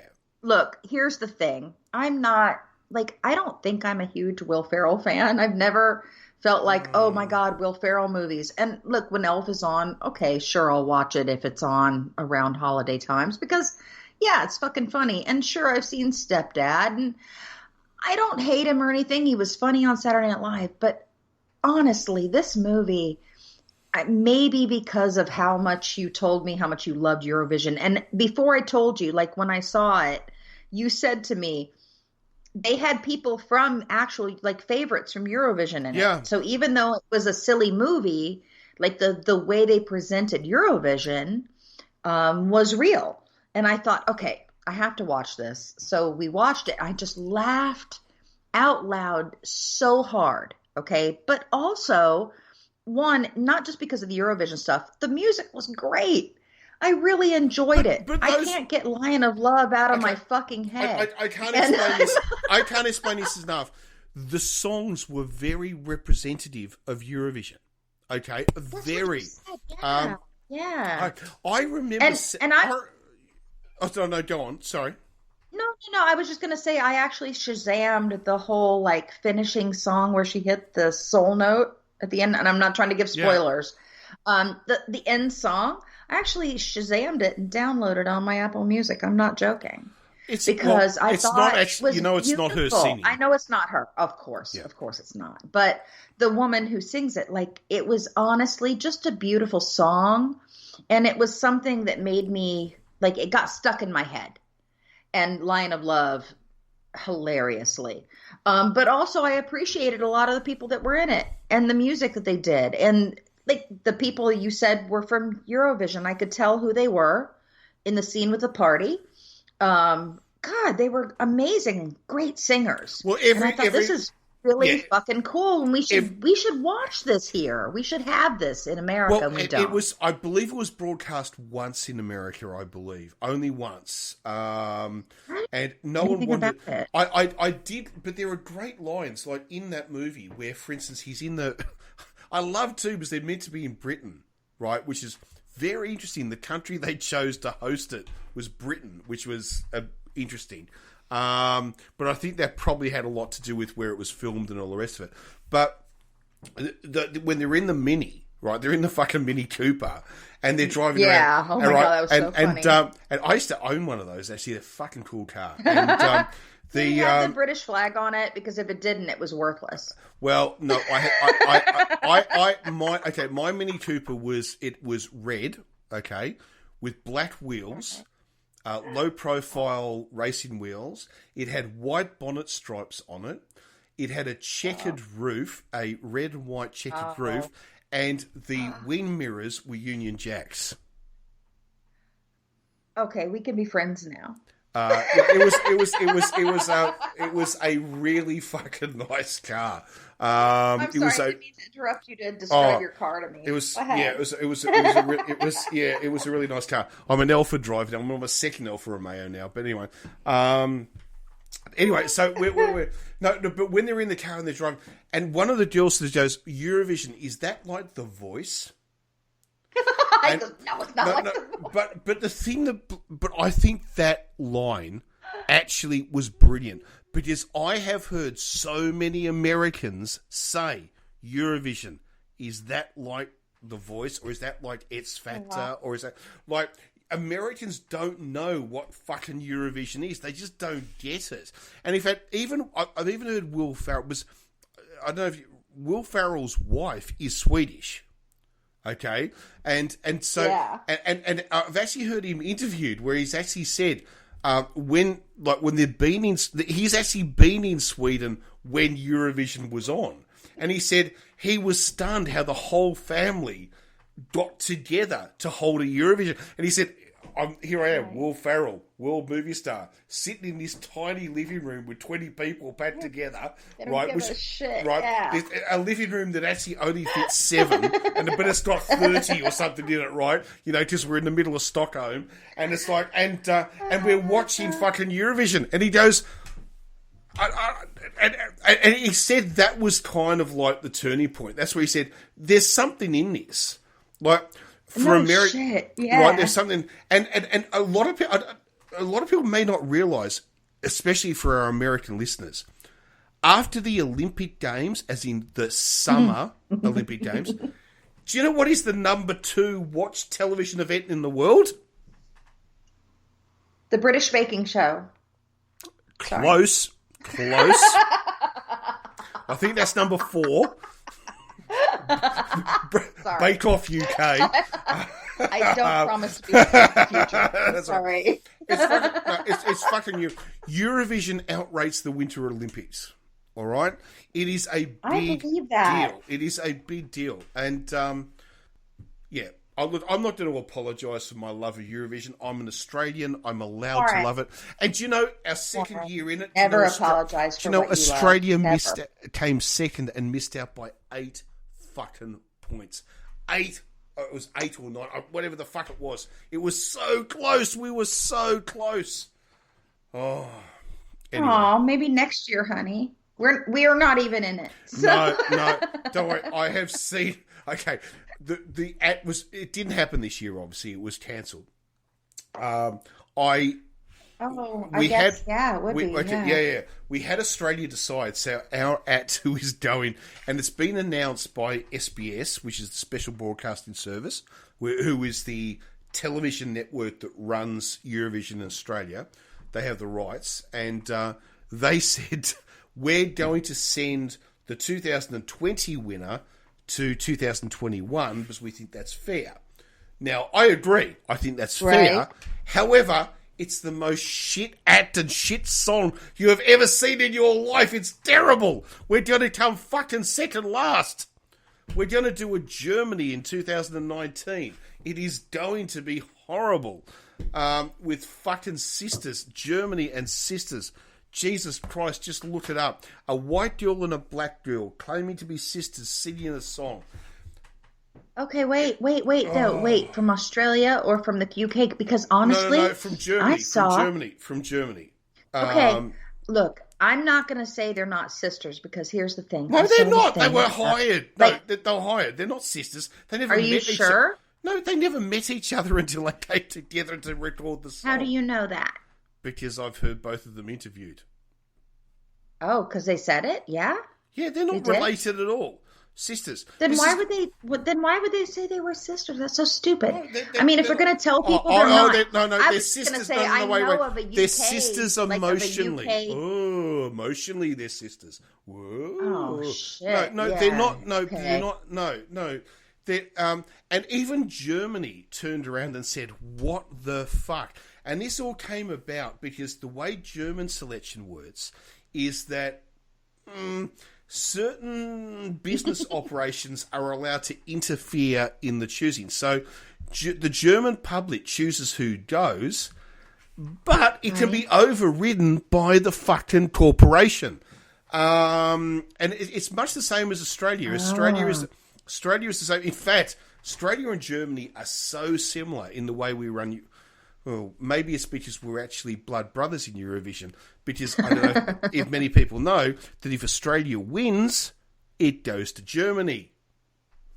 Wait, what? So if Australia wins Eurovision, it's hosted in Germany. That's the deal. Why is that? Because it's a European nation and you guys aren't? Because the time zones. Australia fucks the time zones up. So they can't host it in Australia because there'd be a 10-hour time difference. But why not just record it in Australia and then play it at the time when they're... Because it's got to be live. Everyone's got to vote live. You can't do that. It's a live event. I see. Because you guys are in the wrong place. That's your problem. We're in the wrong God damn it, with zone, the Earth. right? Okay. So this is what happens. Time is a human construct, Warren. So what happens if Australia wins? It's hosted in Germany, and they do a half German, half Australian hosting. So in other words, they'll probably have 2 Australians and 1 German, or something like that. They'll have a host, yes. So there'll be 1 German who will be there simply to say, hey, we're in Germany, yes, I'm German, and then the other 2 hosts would be Australian. But it would be actually physically filmed and hosted. The event would actually happen in Germany, but it would be Australia's defence of Eurovision. But it would be filmed probably in, I don't know, maybe Munich. Bonn. I don't know. I don't know. My cousin was born in Bonn. Okay. Right. It was just a random German city popped into my head. So, yeah, it's I'm not suggesting it is shot in Bonn. I don't want anybody from Munich to be upset because I suggested maybe I hate Eurovision to say, for Australia would be shot in Bonn. I don't know what's going on over there with you guys and you're arguing. You're arguing. So the last thing that's going on, in Germany?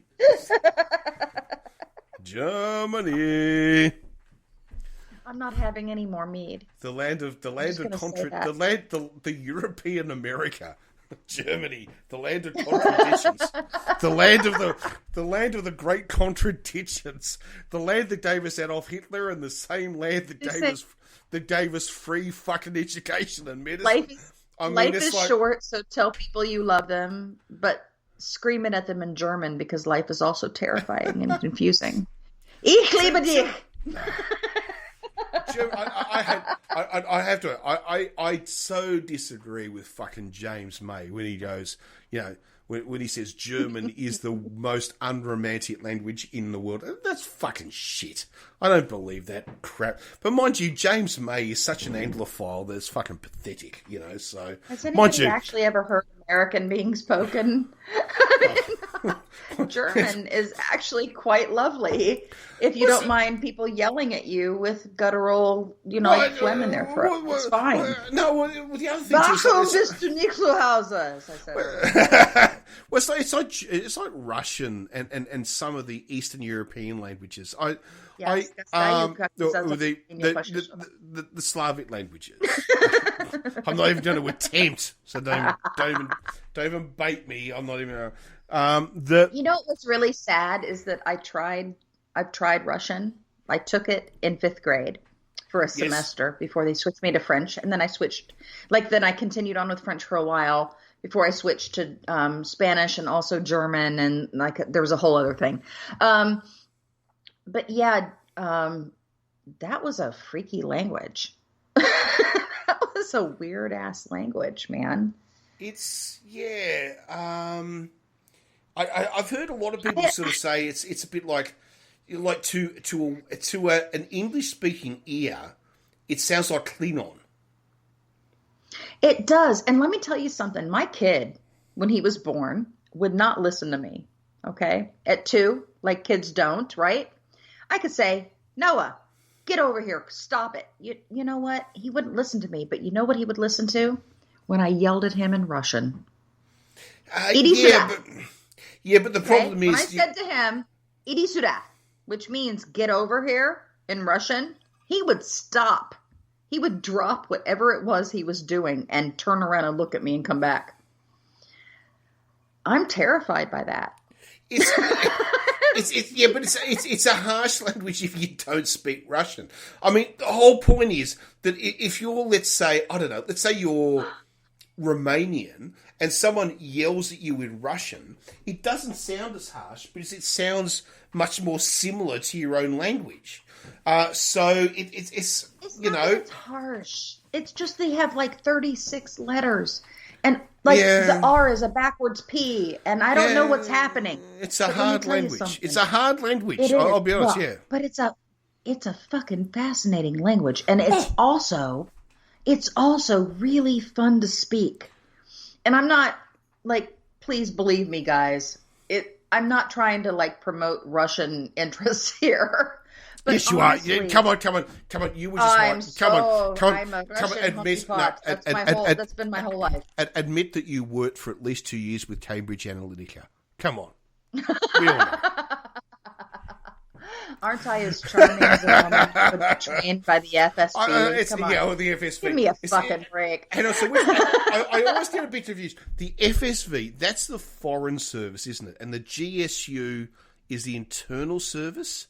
Is that right? Because when the KGB broke up, they kind of created like a CIA and an FBI. So you've got like a foreign service and an internal service. And I think it's that the FBI.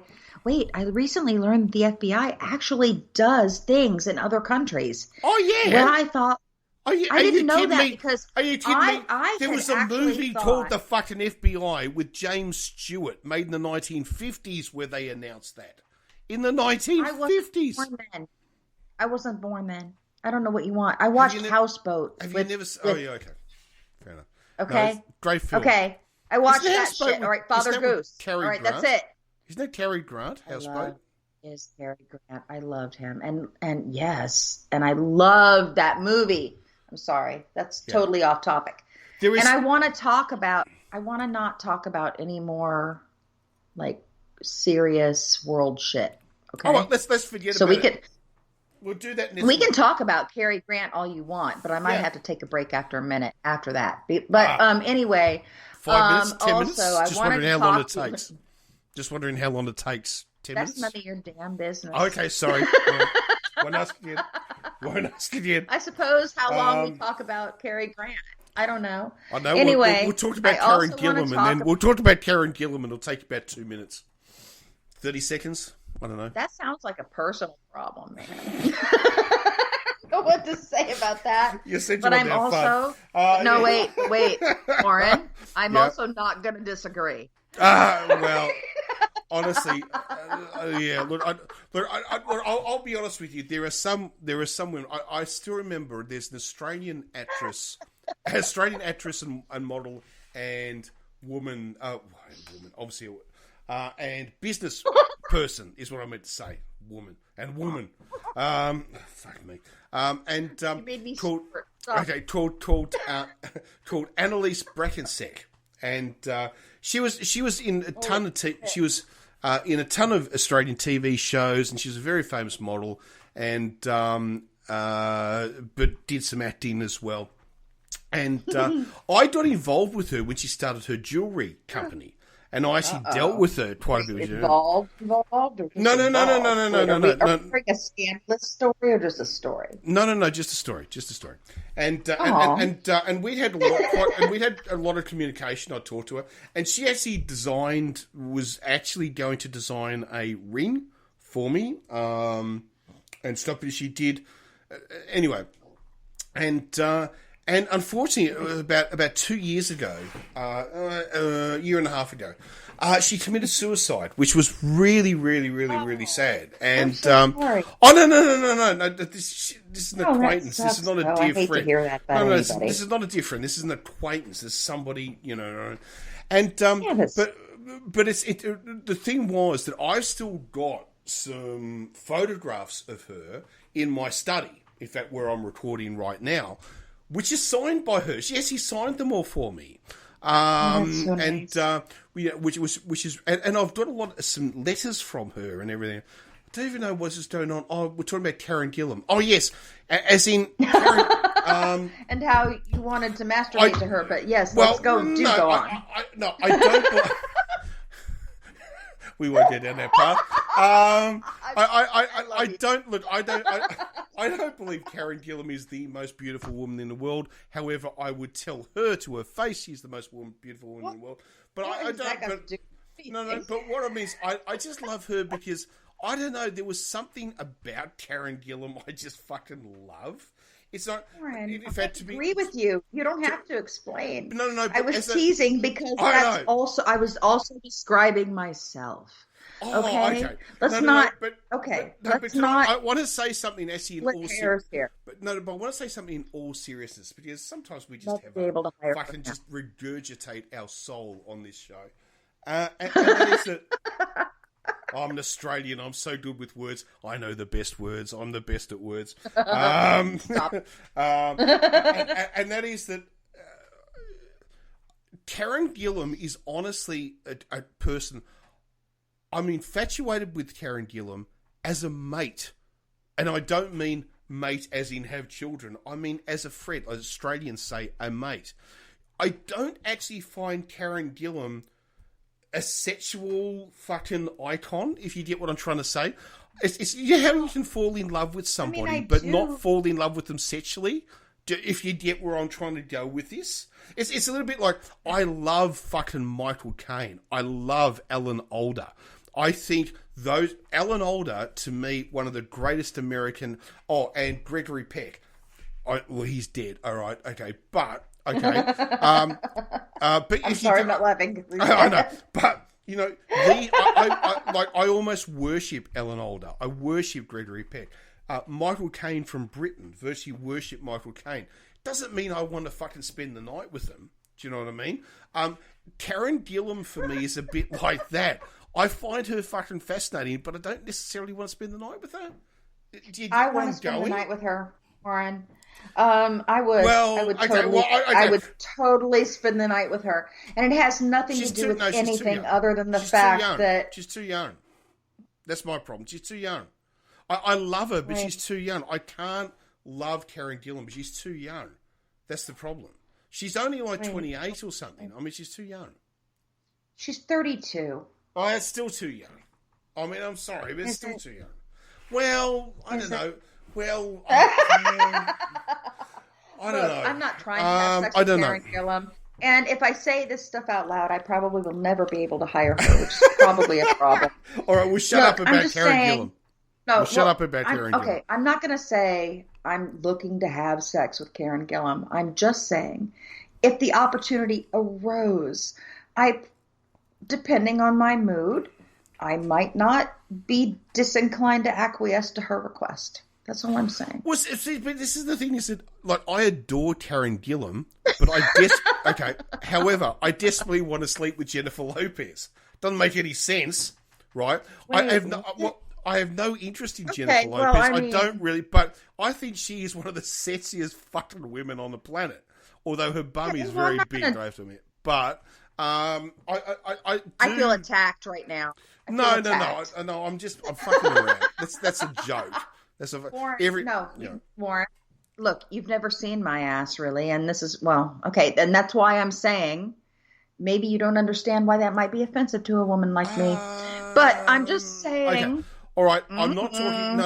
Okay. No, we love. You're not. I'm not even. I'll just shut up. Oh, fuck me. Look, I may joke about this shit, but I do not in reality in life fat shame anybody. So never, ever fucking, or body shame. Fat shaming her. Oh, for fuck's sake, you're putting me into a corner. I'm the good guy here. Seriously. I mean. You know what? My favorite thing to do is to make you squirm like that. That's amazing. Thank you. Thank you for that. I feel fulfilled for the evening. But you know what? And that's petty of me, but as a woman of a certain age, I still do love to make a guy squirm. But it's the way it is. Look, men, the whole point is that men can be powerful and everything. And I know women love powerful men, but at the same time, women also do love sit down. Oh yeah, all right, sorry, all right, right. It's the compromise between the two.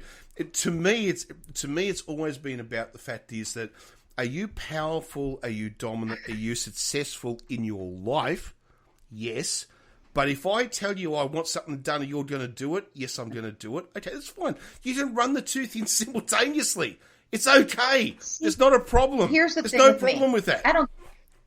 I don't want a guy who's dominant, and this is just my personal opinion. No. That's what I mean. I mean in life. I didn't mean in a relationship. I'm just prefacing. I'm just prefacing. Like, okay, I don't want a guy who is, quote, like in society's mind, dominant. But I do like a man who knows what he wants. But let me tell you something. That's what I mean. Don't fuck with me. All right? I'm not the kind of woman that's going to take kindly to being told what to do or when to do it. Do I want some attention? Fuck yes, I do. I want to know that you're interested. But I also want you to leave me the fuck alone. When I want to do something, to do it. And I want you to go do the thing you want to do. And then come back together and it'll be great. Until then, shut the fuck up and let me do my thing. But also, it's okay if you say to me, oh, I'd like to spend more time with you or whatever. That's great. I don't care about, like, men who have that dominant kind of personality. I honestly, like... don't get me wrong. I had dumped a dude in high school because I thought he was too nice. Okay? Well, I know. However, that was a long time ago. But the thing is that no. But when I say dominant, when I say dominant in life, what I mean by that, it does not mean a narcissist who walks around shouting people down, telling them what to do. What I mean by dominant. What I mean by dominant is someone who is in control of their own life, in control of their own lifestyle. Dominant to me doesn't mean dominating over someone else. I mean dominating over themselves. It's not, So that's really more what I actually mean. But it's. I don't know. I make you uncomfortable again. Yeah, I have gotten. I've done what I expected to do. That was that second base. Yep. All right. You're going for the home run? Wait a minute. What happened to third base? Nobody's feeling anything up there. Like second base is as far as okay. Isn't third base home run? Isn't third base home run? Isn't that what it is? Third base is home run. Isn't that what? When you get to, I thought if you got to third base, you got a home run. Isn't that what happens? No. I'm an Australian. I don't know. I know. No. Third base is almost cricket there, but not quite. Oh. Yeah, no. We play cricket. We're not. I don't know. No. I know somebody whose mother beat their ass with a cricket bat after they didn't come home one night when they were supposed to. Okay. But other than that, no. That's as far as my information about cricket goes. But I'm telling you. Okay, so if I ask you a question, and if I say to you, all right, I hit you for 6. I don't know what the fuck you're talking about because I'm from Florida. That's what I mean. No, but that's what I mean. I apologize for not understanding. You don't have to be embarrassed about not knowing about baseball. No, I kind of third base. Third base is almost there, but not quite. Let me just say, home run is all the way. Okay, third base is almost there. But isn't third base where you hit the ball and you run around the thing or something? You hit the ball and you run around the pitch or whatever it is? You stop before you get around. You stop before you get the home run. That's the base before home. You bat at home. You run the first, second, and third. Right. And then home. So if you stop at third, it's a triple. That's very impressive. There's no score. I don't understand baseball. I'm sorry. Alternatively, women don't often like to be referred to in terms of sports analogies. Oh, I wasn't trying to. That wasn't my intention.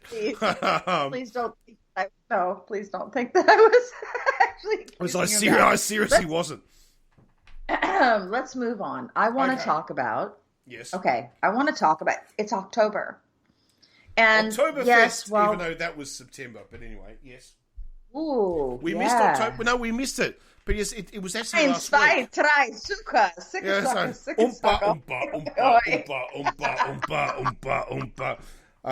No, we missed Oktoberfest. But anyway, never mind.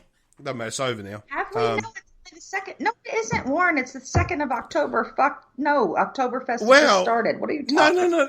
Oktoberfest is in September. What the fuck are you talking about? Well, how is Oktoberfest in September? It starts in September. It doesn't start in October. I'm sorry, but it doesn't. Oktoberfest is it over before October? It's over now. Finished? I think we over before October starts. No. That makes zero sense. No. I think technically there's another 4 days of Oktoberfest theoretically, but it was cancelled this year. It was cancelled this year anyway. So no, it starts in it's the last week of September. It can start the last week of September, but it goes like through October, right? Well, no, kind of like the first half week of October, yeah, but it's not actually really October. It's actually why September. Isn't it fucking October? That makes zero sense. I don't know. It just is. I don't know. Look, even at Epcot, Oktoberfest is in fucking October. It's not. No, Disney can get it right. No, Oktoberfest always Disney starts in the last week. It's the last week of September. It always is. It always has been. It's never changed. Makes no sense, Brian. Well, I've never been to Germany. I don't fucking know. Well, no. Even all it I know doesn't is matter. I could go to Epcot in October and it's fucking Oktoberfest because how does it make sense to have fucking Oktoberfest in September? How does that make sense? I'm not going to try to explain Germany or defend Germany to the world, but Oktoberfest starts in the last week of September. It does. That makes zero. Germany, get your shit together. Okay, so anyway. Okay, so I'm in fucking lockdown doing loop-de-loop at the moment still. I've only been 2 months and it's still going with no fucking end in sight. I mean, I've been here since March and our governor just opened up everything. Everything is fine now. Everything's fine. You know what? They opened everything up, all the bars, all the restaurants, everything, 100% capacity. 100% capacity in fucking Orlando, Florida. Do you know how many people come here every year to go to fucking Disney? It's ridiculous. Well, they're trying to kill us all. Can I just tell you? Do you know how many people got coronavirus yesterday in Victoria, Melbourne, in Australia? I think it was 2. Right? Not 200, not 2,000, 2. Do you know how many people currently have the fucking virus? I think it's 200. Right? We are still in fucking lockdown, quarantine, can't move more than 5 kilometres, all the shops are shut. Because 2 people. However, that's just Melbourne. Okay, that's just Melbourne. The rest of Australia is doing fine. I just happen to live in the city that fucked itself. Anyway, the rest of the country is fine. In fact, Singapore, Australia, and New Zealand are now talking about reopening travel to each other. Because they're so corona-free, they're talking about opening travel to each other. Oh, there's no reason why they shouldn't. If they can actually exchange people without spreading a virus, then yes, they should absolutely do that. We're morons. The problem is, because I live in Melbourne, we're still in quarantine, so we're not allowed to. So we're still in quarantine. So it's great. It's wonderful. Thank God here, at least, I've read that Disney, even though the governor said everything's open, and I knew what that was going to say to people because people are fucking stupid, is that everything's fine now. Everything's back to normal. Don't worry. And then we get some shit from video from a bar in Fort Lauderdale where these dumbass white people are out there at a beach bar partying and drinking it up and dancing and being 2 inches from each other's face, which, dear God, looking at them, I don't know why anybody would want to be 2 inches from any of those people's faces. Honestly, there are no masks, nothing, sweaty motherfuckers drinking. They're going to kill us all. Well, they're going to die. Okay. They're going to. Well, that's probably. They're going to kill. No, they're not. They won't. They won't. They'll live and they'll kill their grandparents. That's the amazing thing. They'll fucking kill their grandparents. Like, we've had a kid who was 19 years old in a spot here in Orlando today die. I think it was Orlando. It might have been Tampa. I'm sorry. He was, a 19-year-old kid who they said, it was. I don't want to say Orlando or Tampa. I know I'm like obsessing over something silly. I've always found Tampa. Definitely was Florida. Okay, he might have been an FSU student. Honestly, he was a ginger. I'm very sorry. It was a boy, and he was a ginger. And you know what? I feel like they're just at risk. Well, no, so can I explain this to me? Why are male gingers viewed as being like the scum of society, and female gingers viewed as being sexually desirable? It's really weird, isn't it? No, it's a stupid, terrible, like, societal joke. No, but I'm serious. No, it's not. Really? I'm gonna blame. Yeah, I'm gonna blame South Park for starting the whole ginger. It was around before. It was around before South Park. Was it though? I mean, honestly, okay. I guess it's because maybe men with red hair, outside of like ancient Viking lands, maybe they were seen as less virile. I don't know. Maybe it's the thing like the male lions. Okay, they're sunburned. Well, at light skin, because they don't have the pigment. I mean, honestly, anybody without melanin to me is an issue. Yes, we've spoken about this before. You know what? Oh, no. Yeah, honestly. No, I think I'm being serious. I think people are jealous of others who have melanin. If you are melanin challenged, you are jealous of people who have melanin. Like if you have straight hair, you're jealous of people who have curly hair and vice versa. Nobody without melanin, nobody with melanin is jealous of anybody without it. Okay, I'm sorry. Why? It's not happening. Here's an issue. Why are there black women with curly hair endlessly trying to straighten their hair, and white women with straight hair endlessly trying to curl their hair? But trying to curl, well, it's the reverse. Okay. It's kind of really weird. It's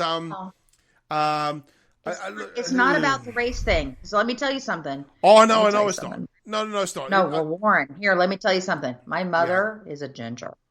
Okay. She's a ginger. She's not a bright redhead. Not that there's anything wrong with that. She is an auburn-haired woman. Okay? Auburn. Okay? My mother's hair was, in my recollection growing up, when we lived in Minneapolis, very far up north where the sun wasn't bleaching it out, it was red. Hair. Fuck, that's hot. I'm sorry, that's fucking hot. It was red, but with a chestnut undertone when we lived in Minneapolis. For the time I can actually remember. Jerry Halliwell. Okay. Have you ever seen Jerry Halliwell after she spent 2 weeks in fucking Spain? Fuck me. Red hair, sun. I'm just drooling. Jerry Halliwell. Oh, fuck me. Settle down. Sorry, I can't help it. You settle down with those Borg women. All right. Anyway, she. Okay.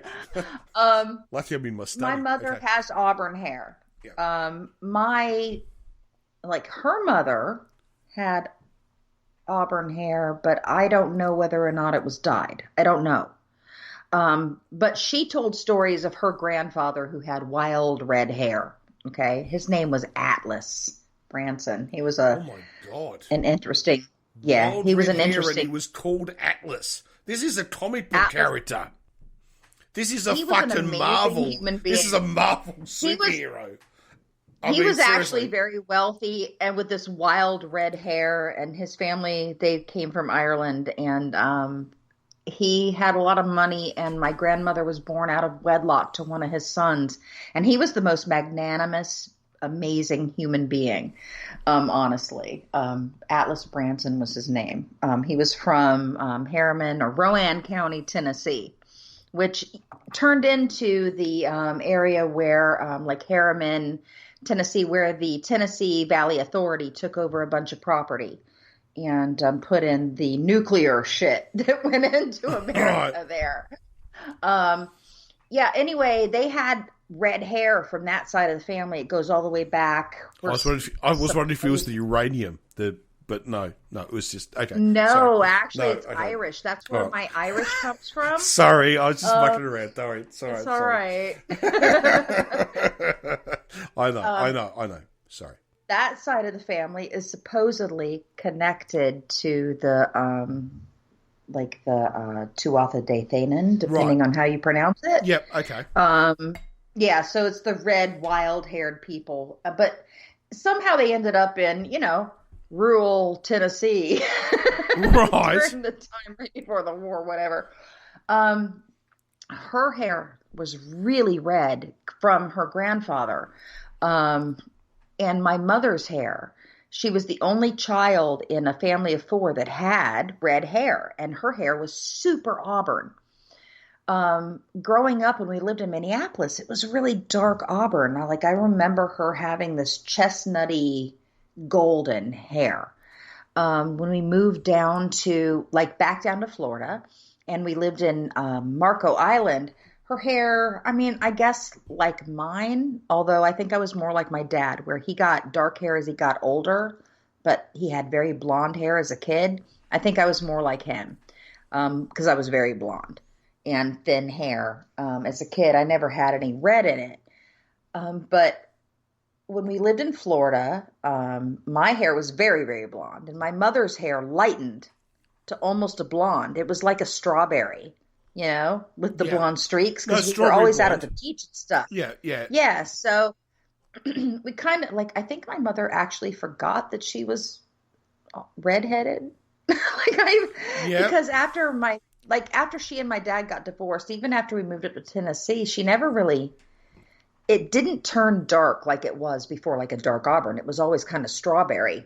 And then after she and my dad divorced, she lived back down in Florida, and she would actually dye her hair, I guess, as she got a little grayer or whatever. But she picked this color. It was weirdest strawberry, blondish red. I thought, what the fuck is this color? What are you doing?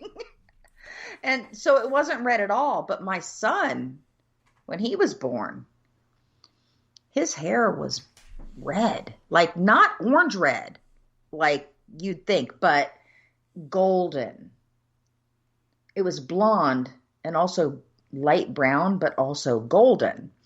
But his beard, when it comes in, it is that dark, yes, the red, auburn red. Yeah, that dark auburn red, like my mother's. And I feel like he's part of what I like to call the Redbeard clan. I see people out in public, and there are these guys, and they're built like him. They're wide, not fat, but they have very broad shoulders and chests. They're more like Neanderthal kind of. Yeah, no, I get you. That's to me. That's like the Irish or the Highland Scotsman. The Highland Scotsman. Yeah, thank you. Yeah, is what I see. I see it so much in him, much. He's broad, and when his hair comes in, his hair's down, Warren, it's almost down to the middle of his back. I guess it's probably maybe past the middle of his back now. Okay, was he trying to be a fucking Nordic warrior at the moment, or? I feel like he has. Actually, no, not Nordic. Like he has some weird connection to another time. That's weird. Not fucking Nordic. France. What was not Celtic. What was France? Back then, the freaking I don't know what the actual starts with G. was. Asterix, and all that sort of stuff. What was it called? Oh my fucking god! What was France called back then? Normandy. Gaelic. No. No, this wasn't the Gaelic. The Celtic, right? No. The Celts are... And not the Normans. No.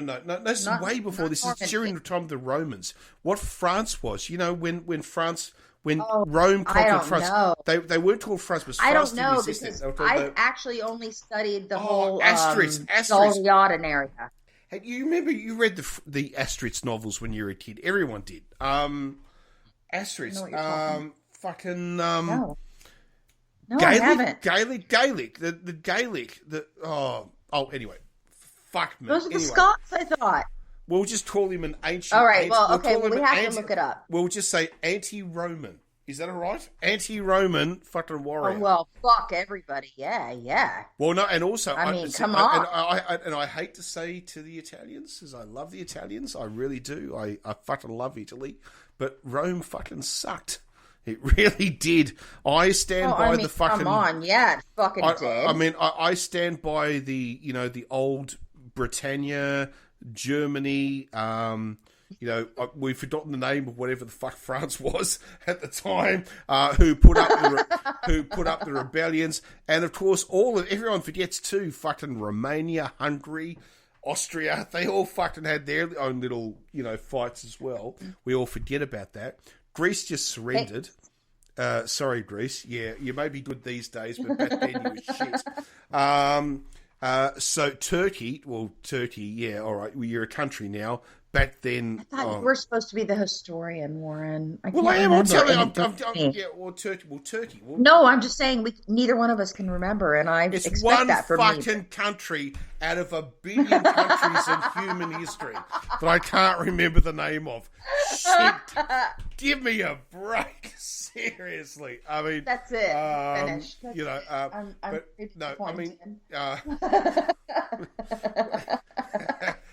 Was like the Amazon women. The Amazon women, they actually came from Eastern Europe. What is now Hungary, Romania, that part of the Roman Empire.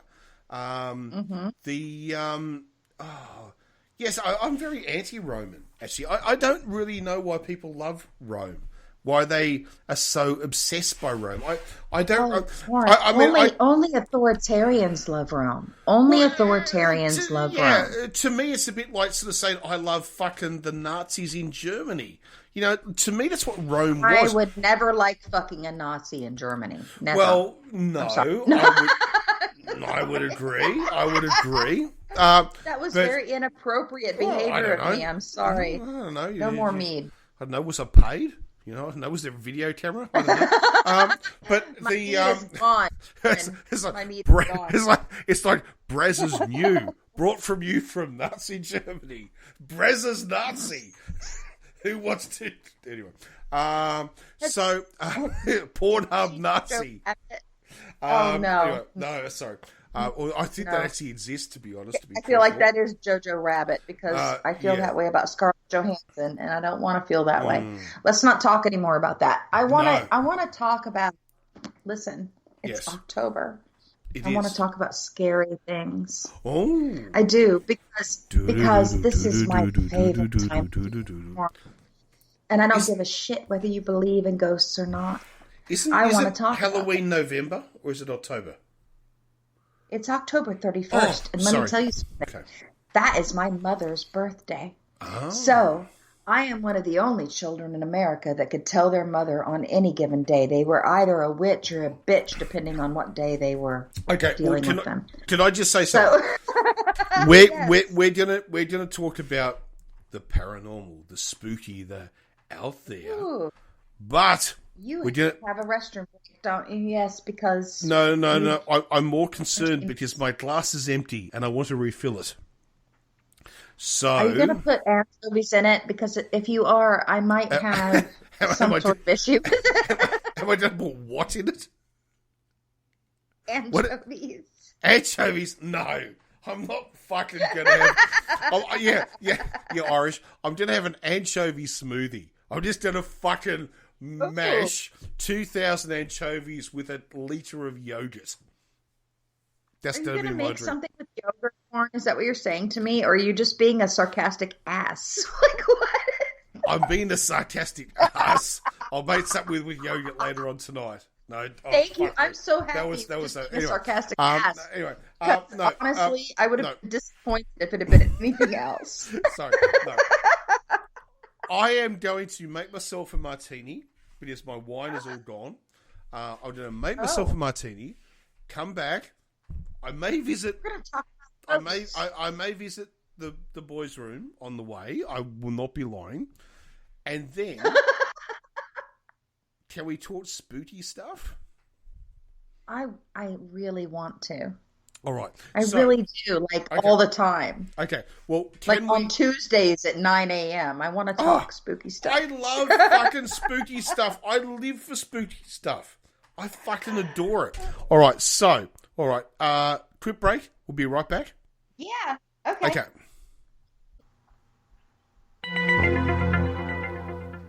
And we are back. And oh my god, was that a ghost? Oh no, it's all right. So I just Stop wanted. it.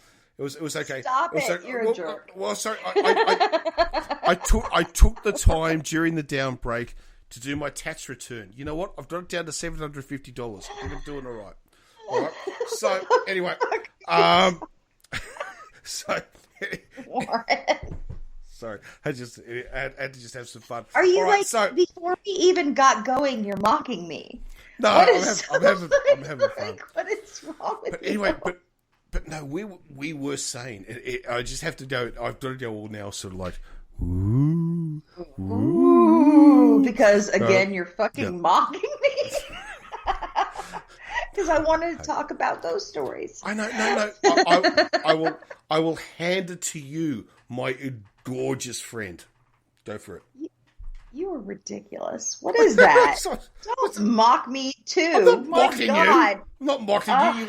But you are my friend. You are gorgeous. I'm handing it over to you. There you go. There's nothing mocking you about that. Jesus Christ! Take your fucking compliment. Asshole. It's like that great comment from fucking Alan Alda where he says, "You won't take yes for an answer, will you?" No, god damn it. What's wrong with you? Anyway. Sorry. All right. Okay, so you said you're like stop. Nobody's gonna listen to this. Oh, okay. So, let me just get that funny bit out of my system. All right, here we go. All right, we're set. Got a new martini, we're set. I'm eating my olives while you talk. Go for it. You have olives? I'm jealous. Are they green olives? Wait. No. Three green olives stuffed with anchovies. The perfect martini. Oh, you've ruined it. Get out. Oh, for fuck me. You can't talk anymore. No, no anchovies. That's what you do. No. Furry little fish. It's disgusting. Anyway, I'd go with the pimentos or blue cheese even. I'd go blue cheese stuff, but disgusting. Blue cheese, anyway, okay. So, do you guys do Halloween in Australia? No. Well... Okay, that's not quite true. Sometimes in some parts of the cities, you might get a few kids knocking on the door. Generally speaking, no, we don't do it. No. It's an American holiday. I mean, this is the thing you've got to remember. It's an American thing. I'm Australian. We don't do it. We're Australians. We don't do it. It's like, do you celebrate Anzac Day? I don't even know what that is, Warren. No. I'm American. What is that? So, no, we don't. Right? So, no. So, you guys don't like spooky things seasonally like we do? Is that what you're saying? You don't? We fucking love spooky things. No, I'm just seasonally. No. You don't have a seasonal spooky season? We don't have an official holiday set to the occult. No, we don't. No, we actually don't. We leave that to the Kiwis. Okay, well, now I feel dumb. Thank you. No, sorry. But don't get me wrong. We all know what Halloween is. And yes, occasionally, I have to admit, I always make sure at that time of year I've got a bowl of chocolate fucking lollies in the pantry just in case a kid comes knocking on the door. Because there have been some times when I've been taught where a kid's come knocking on the door and I haven't had anything. So, what am I going to do? I'm going to give them a tin of Campbell's chicken noodle soup. You just turn off the lights and pretend you're not home then. That's what you do. Well, unfortunately, in Australia, when they come knock, it's daylight. Because the kids only knock at daylight. Because once it goes dark, they're not allowed to knock anymore. So, what's wrong with you people? Because you have, health care, but Jesus Christ, what's wrong with you in Halloween? Because we're How do I describe this? We're a socially aware nation where we don't ask our children to not. Okay, right, wait. Where we ask our children to knock on the doors of strangers unless it's daylight and a grown adult is standing fucking 10 meters behind them, because we don't want our. I mean, the parents go with the kids here. But let me tell you something. We have this amazing tradition here of kids going around knocking on strangers' doors and demanding candy. It is amazing. It is socialism at its best. I can still remember fucking one. I can still remember Donald Trump Jr. posting a video. No, seriously, he took half his child's candy away from his kid and said to teach socialism. And I thought, you fucking asshole. First of all, the way she got the candy was fucking socialism. You asshole. And bitch worked for that stuff, okay? And then second of all, how bad a fucking parent are you? And have you also heard? You know his new girlfriend? Oh my God! You know she's not faithful to him. I'm just saying it. You know she's a. Can I just say? Can I just say it, or shall I not say it? I don't give a shit what you say. What do you? She's fucking. She's a gangbang queen. Just saying it. Just saying it. I'm saying it. The news has started to leak. The news has started to leak. She has a certain. Now. Can I just say this? No. Please. No. Please. Okay.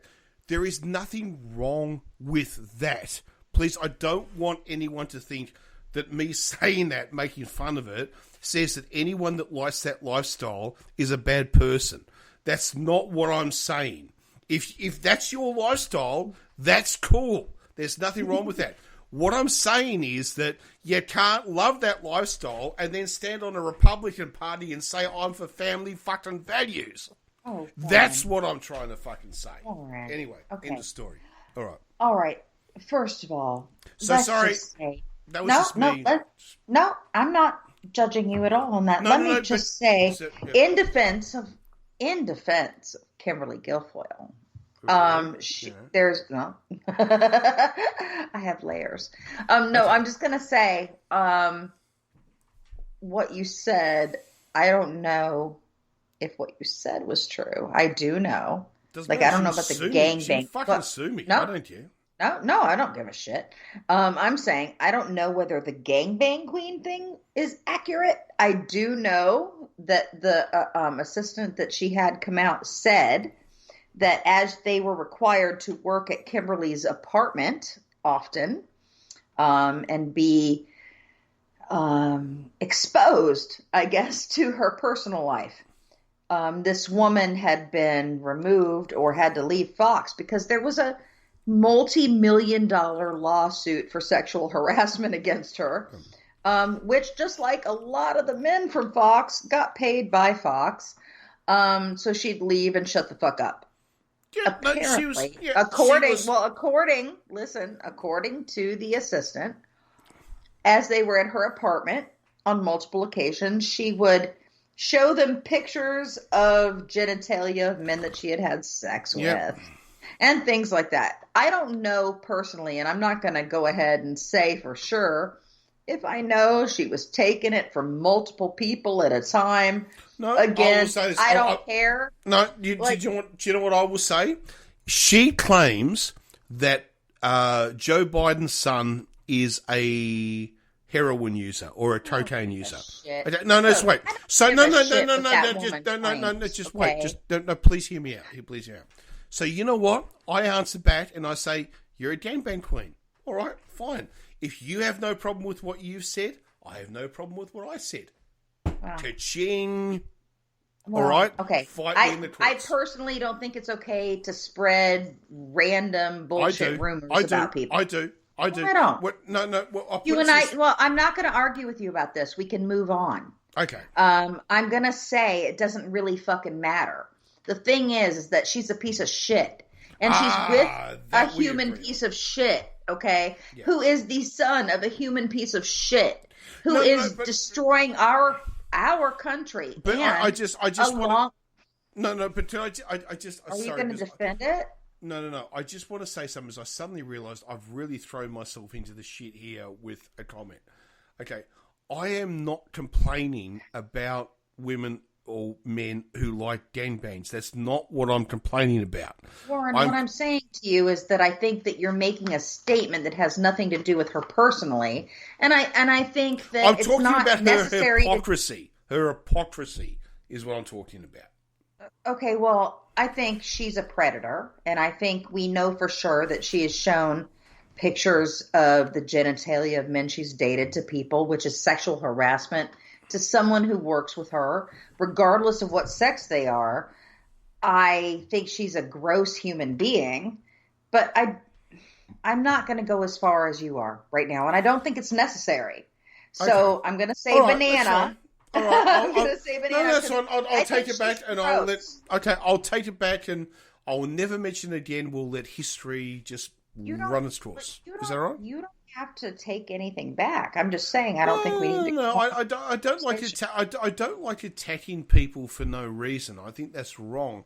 But some of the shit I've heard come from that fucking family, I kind of think that, you know. Well, I mean, look, I get that there's an issue with them, and I get that people are upset with them, and I get that they deserve. No. It's not what they deserve. I get that they deserve a lot of shit.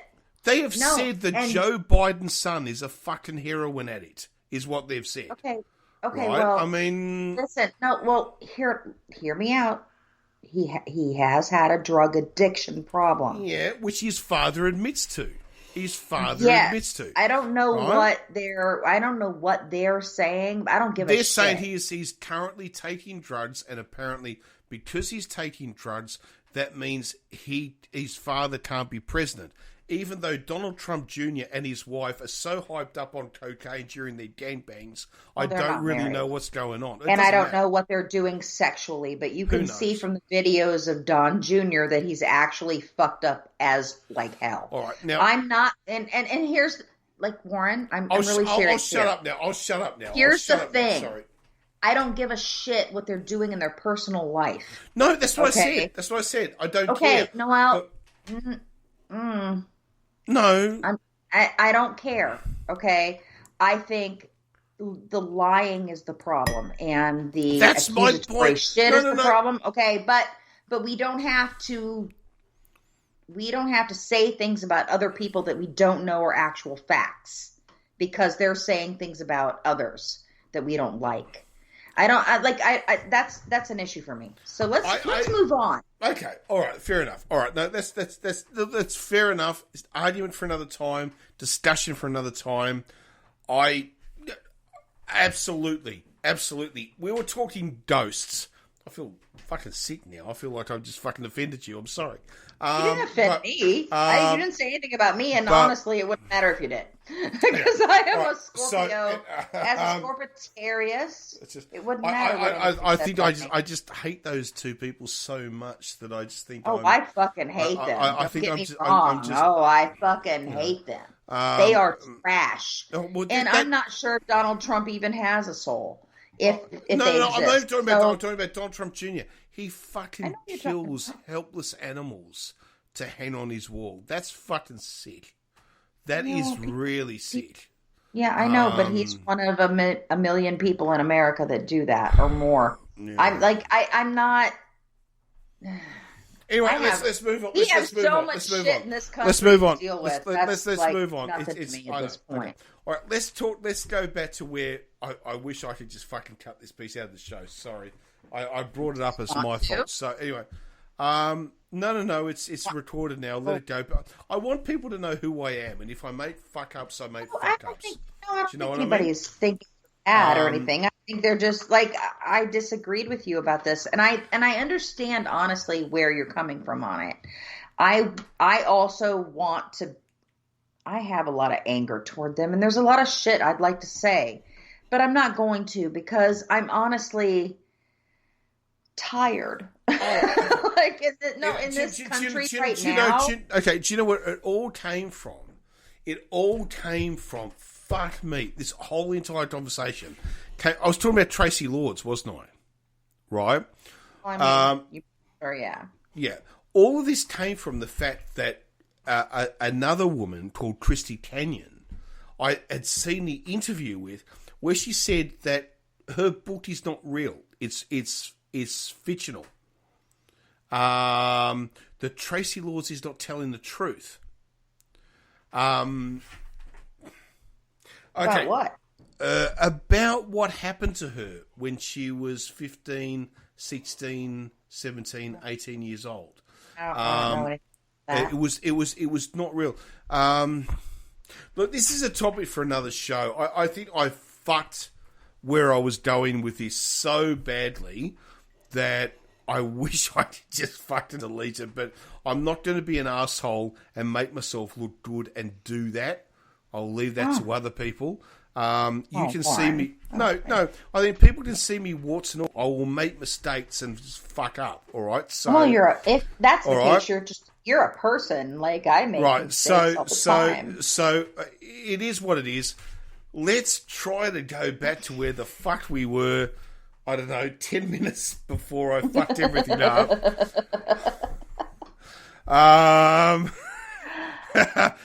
We're talking ghost stories. Ghost stories. Let's talk fucking ghosts. You don't believe in ghosts, Warren. I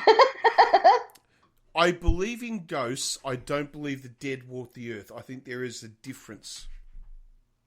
What is the difference in your opinion? Okay. What's a ghost then? Okay, well, this is the question. What is a ghost?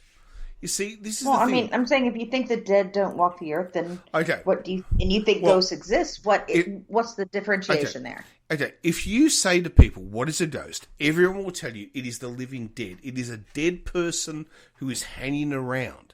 So the idea that a ghost is still a person, it's still a living entity. Wait, did you say everybody would say that? No, I would say most people would say that. If you said, what is a ghost? They will say it's a dead person who is still hanging around, who is there. It's still an entity. It's still a living being, right? What I would argue is that, are there ghosts? Yes, but they're not living fucking beings. They're not an individual that carries the memory and all the rest of it of an actual human being or a goat or a dog. Why are there no fucking cow ghosts? Why are there only human ghosts? How do you know there's only human ghosts? Well, this is the question, because how many animals are there in the world? Why has no one ever been... I'll put it this way. Why has no one ever been fucking haunted by a raccoon? I'm just asking the question. They see Roman fucking soldiers march through their basement. They see Confederate soldiers march through their living room. They never see a fucking raccoon. I'm not trying to make joke of this, but I'm asking this in all seriousness. Why is the human species the only species with an afterlife? Okay, I disagree with that. Okay, well, anyway, we'll get to that. Obviously, we will get to that, because I'm sure you've got a lot to say to me about that and tell me I'm a fucking asshole. But anyway, Warren. But the thing is that I don't believe that the dead walk the earth. Do I believe that there is spiritual or there is some fucking cross between interdimensional shit that we don't understand? Absolutely, I do. And I fully understand that. I fully believe in that. Do I believe that my grandfather can come and visit me? No, I don't. I really don't. However, as you know, Irish, I have seen my ex-partner after she died. As you know, I've told you, right? I still don't believe it's real. I still believe it's a figment of my mind. When I get emotional, when I get sad, when I get upset, I see things that I want to see. That's me. I'll shut up now because I've fucked this show with all my crap. So anyway, I'll shut up. I don't know. You need to stop. I'll let you talk. Well, I mean, you were very definitive on how you felt about it. Um, I know what you've said. I know what you've experienced I'm. because I've been here with you when it Well, you happened. were well, And tonight. Can we tell a story? Is that all right if we do? I you, don't. honey, you can tell whatever you'd Okay. like. We were doing a podcast, which I don't even know if it went to air. I really don't. It was a I while don't, ago.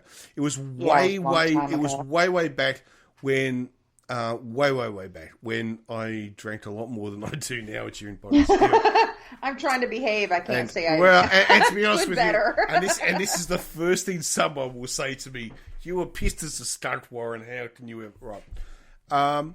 But Yeah, but Warren, okay, I've okay, heard you also piss as a skunk. So I yeah, feel like this was different. I do. and It was different. I thought I saw my ex partner in the house, and I, I don't know. I'm not saying it's a ghost. Maybe it's just me. It's my mind. It's my, you know what I mean. Just because you see something doesn't mean it's real, right? It needs to be collaborated by a second source. Now, if you were standing next to me and you said I saw her, well then fine, right? But I don't know. However, what I will tell you is, holy fucking shit, you want a teddy Yeah, bear that night, okay? Because yeah. yeah, it's okay. Do I want a certain person back in my life, in my arms, in my bed, in all the rest of it? Of course I do. But in that scenario, it's fucking freaky, if that makes Yeah. sense, right? I mean, Well, it's I like, get that. but I It also, doesn't matter if you love them. It's still freaky to see them after they're gone. yeah, and yeah. So Yeah. anyway, I Um, will. So, but now I will hand the stage over to you. I have talked far too I much. have no show here. Okay. I just wanted to talk about it because it's October and this is my favorite time of year. And I didn't know you were going to bring that up because I thought that wasn't something you actually wanted to I talk about. But I wasn't, I'm but you I'm know, well, okay, so I really do appreciate you talking about it though. I well, know that was a thank you. hard night for you. Honestly. Yeah, people. I Can I just say something? I know I keep cutting in, yeah, and I'm talking, and no, you're it's not, and fine. everyone wants to hear It's you and not fine. me. But that was That. a God. lot of people don't quite realize. I actually came back to the microphone that fucking night, literally like, hi, we might have to end the podcast. I was fucked out. Can you, just for people, I was fucked, wasn't I? I mean, I really was. Yeah, you were. I mean, Um, I've known you a I'm not. long time, Warren. This is not a joke. I'm not No, no, like it's you're this not. was It's real. not. I mean, I really fucking was freaked out, wasn't I? I mean, this is not a Yeah, joke. And none of this no. went to air, so it's not like I'm trying to explain something that was on air. But I came back and I was fucked as fuck. Yeah, you were. I mean, Um, we had been on for a while. We've been like recording for a couple hours, and we took a break, and you came back, and you were freaked the fuck out. And look, you and I have known each other a long time. We've never met in person because you live on the other side of the world from me. yeah. But we've talked a lot, and we've talked personally and quietly and privately. Um, I know a lot about you. I know a lot about the struggles you've been through in regards to the person you're talking about. And um, you know what I said to you that night. Yeah.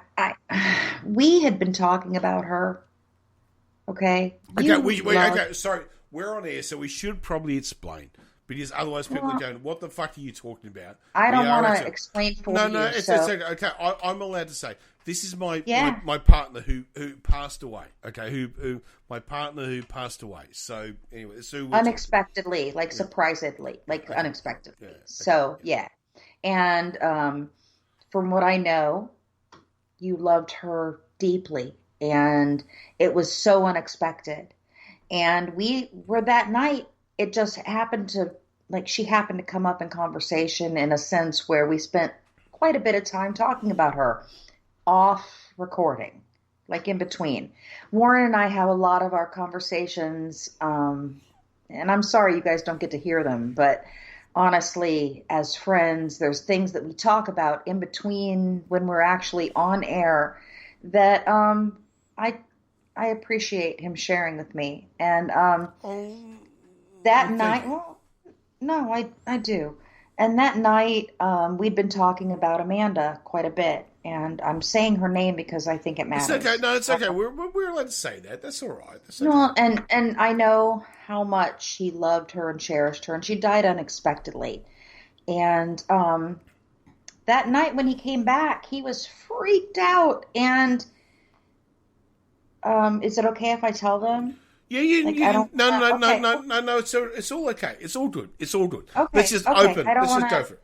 No, let's just go Okay, for it. Let's go so for it. he swore he saw her in the kitchen when he was there refilling his drink. And see, where I come from, I grew up in a weird mix of ideologies. I grew up in one side of my family, as we've talked before. My dad's side of the family, my grandfather was an Episcopal priest, and that side was Anglican Catholic, which was fucking weird. And I went and spent every summer with them. And then the other side of, like, my mom's family, they were spiritualist reincarnationists. I don't know how to describe it. There's not an actual religion.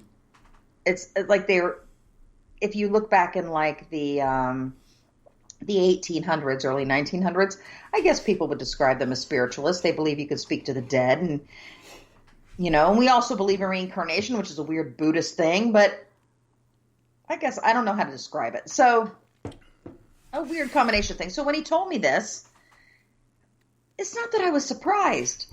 We were talking about her. I have had a lot of experiences in my own life, in my opinion, where I have had connections with people who have passed over, from my family and others. I'm not saying I'm any kind of a medium or anything. I'm just saying that I think sometimes when we have connections with people who are on the other side, sometimes they can just reach out and let us know they're okay. And I really feel like that's what it was. We were thinking about her. We're talking about her. He was very focused on her. And she took the opportunity to just maybe appear for a moment and say hello. Warren, I don't think she's haunting your home. I don't Oh think no, she's no, a no, no, residual no, spirit. no, no. I know But that. see, but No, I yeah, don't believe that for a I minute. honestly think she appeared to you because she felt you in distress, and honestly, from the other side, wanted you to know that she was okay. That's literally it. She loves you. She wanted you to know she was okay. Um, Here's my thing, and I've told you this before. We've talked about it. I don't have any set belief system. I know what resonates with me and what doesn't. I would never ever try to tell anybody that what else they believe isn't true. I don't fucking know. I won't know until I'm dead, and honestly, by then, I won't give a shit. Okay? At that point, Yeah. because it's going to be too Well, late you'd and be nobody dead. fucking cares. Well, Yeah. exactly. Like, it's too late. No one cares at that point, in my opinion. Either nothing happens or something happens, and I don't know what to say about that. Um, I know how I feel right now. I know how I feel about how I act in my everyday life to police myself in my own personal things that I'm doing. I'm not trying to police anybody else in their own behaviors. Honestly, if I think you're being a piece of shit, I might say something about it, but it's really none of my fucking business. Honestly, except when your piece of shit behavior actually affects my entire country or other people. I have a real issue with that. You want to be a piece of shit in your own personal life? I really don't care. Okay? I don't care what you do. But I think we all live these lives in a way, as nature is, it's cyclical. our bodies don't last forever, but I feel like there's some sort of life force within us, and people like to call it the soul, and I'm fine with calling it that. I don't give a shit because I don't know what it is.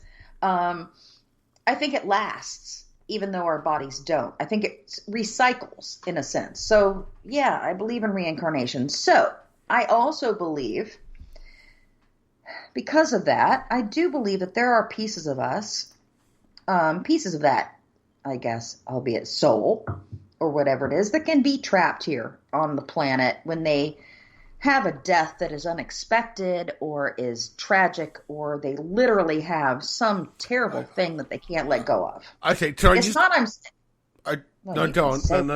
No.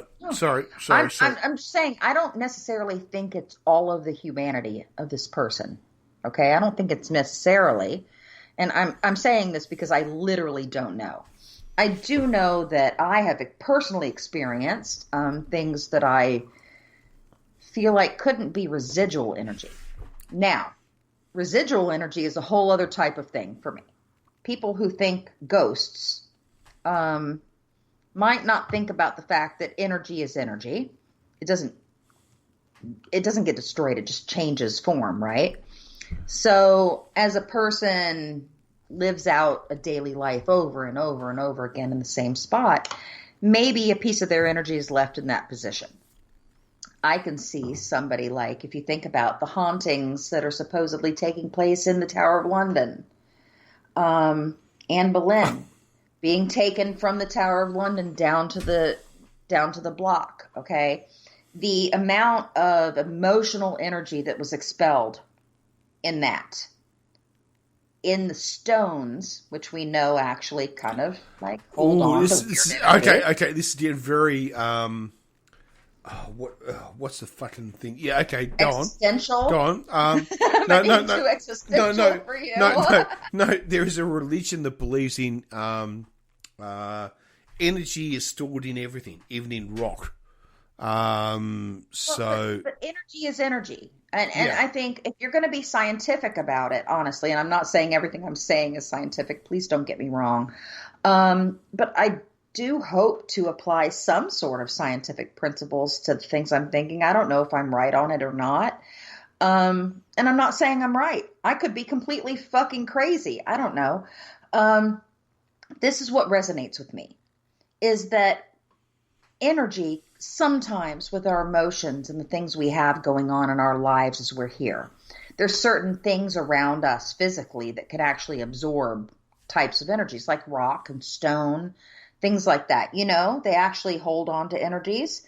I think if you have strong energies and you're like Anne Boleyn and you're being taken down to have your head chopped off and you're freaking the fuck out, I can see how a bit of that might be expanding out into a way that actually affects the stone around you and can be imprinted into it somehow.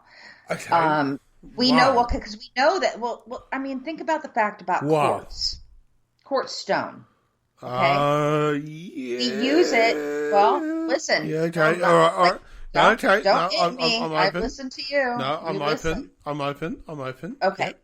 Think about quartz and how we use it for computers. Yeah. Okay. Quartz stone actually holds tons and tons of fucking data. Well, what is the data? It's nothing but energy put into this stone. It literally, that's what it is. Okay? We use them in computers and phones and all kinds of shit. Quartz is within different areas of our planet all over the place. So if energy is expelled in any kind of sense, and if we're all made of the exact same stuff, and if everything in the universe is made physically of the exact same stuff, okay, how can energy, some sorts of energy, affect stone, but not other kinds of energy? If it's the same thing, it's really the same fucking thing. So emotions are the same kind of energy as, say, electricity. We might not know how to harness it in a sense. It's not something we've physically learned how to harness, but it's still energy. It imprints. You do realize that computer chips are made of silicon, not carbon, though. Well, yeah, okay, yeah. Okay, yeah, no. It's interesting. Warren, do you realize that everything in the universe is made of the exact same elements? I don't give a fuck. No, I get that. No, I get that. I fully get that. Different combinations of the exact same fucking elements. That's what I'm saying to you. Yeah, I get that. Everything. We all star stuff. The same thing as us. Okay, yeah, I get it's that. It's different combinations of things. Okay, so what I'm saying to you is that an impression of residual energy, okay? Like, think about radiation. Right. You have something that's radioactive. Yeah. You put it in a spot and you remove it. Is there not residual radioaction within that area? Because you left that thing in there. Yeah. Even if you've removed it. Okay. That's what I'm saying a residual haunting might be. Okay. It's literally the exact same thing. We simply perceive it as a replaying of the thing that happened. Time doesn't mean anything to me. In my sense, time is a construct of man. Yeah. Oh, okay, that I agree with. That I absolutely agree with. But see, time is a it makes us feel like we can control our universe. And I know that the movie Lucy said nothing exists but time, but I think it's the exact opposite. Everything exists but time. I don't think time actually exists. I think we want it to exist. I think everything, and here, I'm way off the ghost thing here. Honestly, in my opinion, the Big Bang, every single thing that has ever happened in the universe happened at exactly that same moment. No, it That's can't. the only moment. And listen, this is my opinion on this. It may be completely wrong. But physics says that's impossible. That ever happened. No. Yeah. Okay. It happened in an instantaneous moment. Yeah. And we only perceive it as happening chronologically. God. Okay, it's going to take me an hour to fucking dissect that. Or can I just say one thing? I fucking love you to death. I really do. But that is so wrong. That is so fucking scientifically wrong. I mean, I don't give a shit. I'm not a scientist. I said to you what I think I know. No, it doesn't mean that I'm right, and I told you that it doesn't. The ghost stuff, totally wrong. Don't get me wrong. The ghost stuff, I'm open to. Seriously, I'm open. I say I'm anti-ghost, but that's not quite true. Right, okay, but I'm open to it. But I just said. But the fact is that everything in the universe is instant of the Big Bang. No, that Why? I don't fucking prove know. me wrong. Prove me wrong, yo. Okay, I'm not saying it is. I'm not saying it is. I'm saying it's a theory. Saying it's a theory. It's a theory. Yeah, okay. I'm just saying. No. That's okay. Energy doesn't matter. Energy is everything. It doesn't matter when it happens. But energy is the sum of physics. So I'm not too sure we don't understand physics. We don't understand physics. Oh, okay. Don't. I hate to... don't. We have theories. This is not going down the QAnon kind of conspiracy. No, it is absolutely not. I don't. Right. No, I'm not doing the whole, second theory of thermodynamics. So second, just like whatever. The thing is that physics is the one thing that we do know. Now, however, no. Physicists. That's what string theory versus the different types of theories are. Yeah, but the whole point is that any physicist will tell you that physics is the best answer we have right now. It doesn't make it right. It's the best answer we have. Physics isn't a specific thing. Physics is an idea. Physics is a branch of science. Physics isn't the thing they know. Physics is filled with a bunch of fucking theories. The best we think we know. But you know what? There isn't one.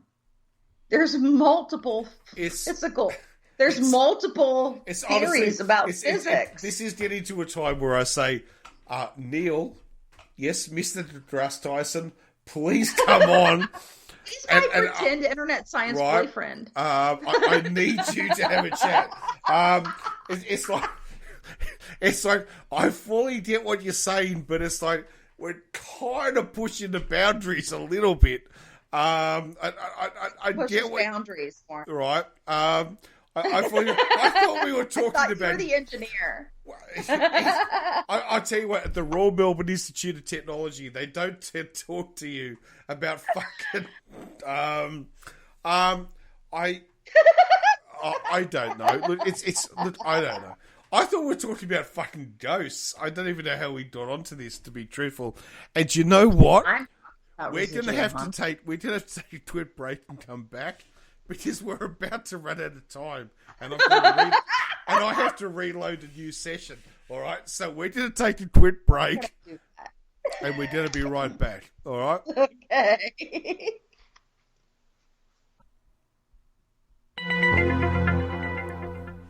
We just had a 30-second conversation that said, hey, fuck it. We've been talking for 3 hours. Well, actually, for us, it's 5. Let's just say to him. Okay. All right. So, basically, we're going to say goodnight. Goodbye. Good night. Good night. We're going to talk about ghosts next time. Yes. Exactly without right. the existential physics. This show is what this show is. It's This show is what would be like sitting in my living room, chatting it up while we drink. That's exactly right. So enjoy. That's all it is. That is all it is. Oh my God! I just got a bit thing on the screen saying, "Time is running out. Upgrade your account now." Oh, That's not upgrade. So, no, to pay American companies more money. No, I don't think Let's so. not do that. No. All right. So, thank you for listening. Next week we will talk about the issues of 4 weeks ago. I don't know. Fuck me. We're going to talk about ghosts, Warren. Yeah, we're going to talk about ghosts. And you're not going to shame me for believing in them. Hush. No. I would never. To be honest with you, I'd never actually do that. I might take the piss out of you, but I would never actually fucking ever. He wouldn't, guys. He wouldn't. No. Because he loves me and he knows how awesome I am, and whatever I say is real and totally true. That's exactly right. That's exactly right. Don't worry. Oh, fuck me. I used to live with someone who used to say, "Who's the ghost for?" Don't do that. The voice is rude. It wasn't quite like that. No, I know. No. Thank you guys for listening. Anyway, it was sorry. Fucking, I just lost fucking perspective where I was there for a second. All right, here we go. I was talking. Right. I know. No, it wasn't that. I just went back in fucking time. No, it was that. It was that. Okay. Very distracting, Warren. So anyway, all right. Thanks for listening. I know this show is a bit different to the other shows, so let us know what you think, because we didn't talk politics this show. It was just fucking life. A little. Well, a little bit, but that's not serious. I mean, that's right.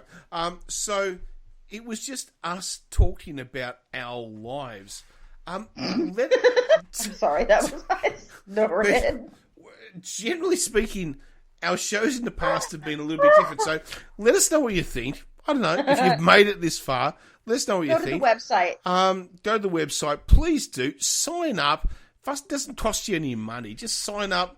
And it's easier to listen to. I mean, and even if you want to listen on iTunes, just sign up anyway. Just fucking do it. All right? Subscribe to saintsmartini.com. Yeah. And because I said fucking do it, all right? Just fucking do it. All right? That was very manly. No, that's just the Australian way of sort of saying, "Oh, for fuck's sake, just fucking do it, for Christ's sake." You know. Anyway, great. That's fucking great. That's my Scottish. Well, that's like no, but it's like Australians and Irish are so similar. It's like we just sit there and we just sort of go, "Oh, for fuck's sake, just fucking do this, you fucking wanker! Just fucking do." You listen to Australians and you listen to Irish. Change the accent, and we're exactly the fucking same.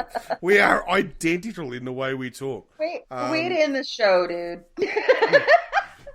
Oh, I gotta get out of here. I'm just crapping on. Don't worry. Anyway, all right. Please. We were gone for a couple of weeks. Sorry about that. Hopefully we'll be back next. Fault. Shit happens. No, Life. once too drunk, too sad about RBG. So yeah, sorry. Life happens. All right. So just Yeah. Deal with it. So we'll be, hopefully we'll be back next week. All will be good. And if you, Peace. to be honest with you, just fuck. I love this new concept. I really like it. All right. I honestly really do. All right. We will talk, chat, whatever next week. I'm winding out the fucking theme. Here we go. Whoa, whoa, whoa, whoa. By Morris Minor with my tea. All right. We're gone. All right. Cheers, guys.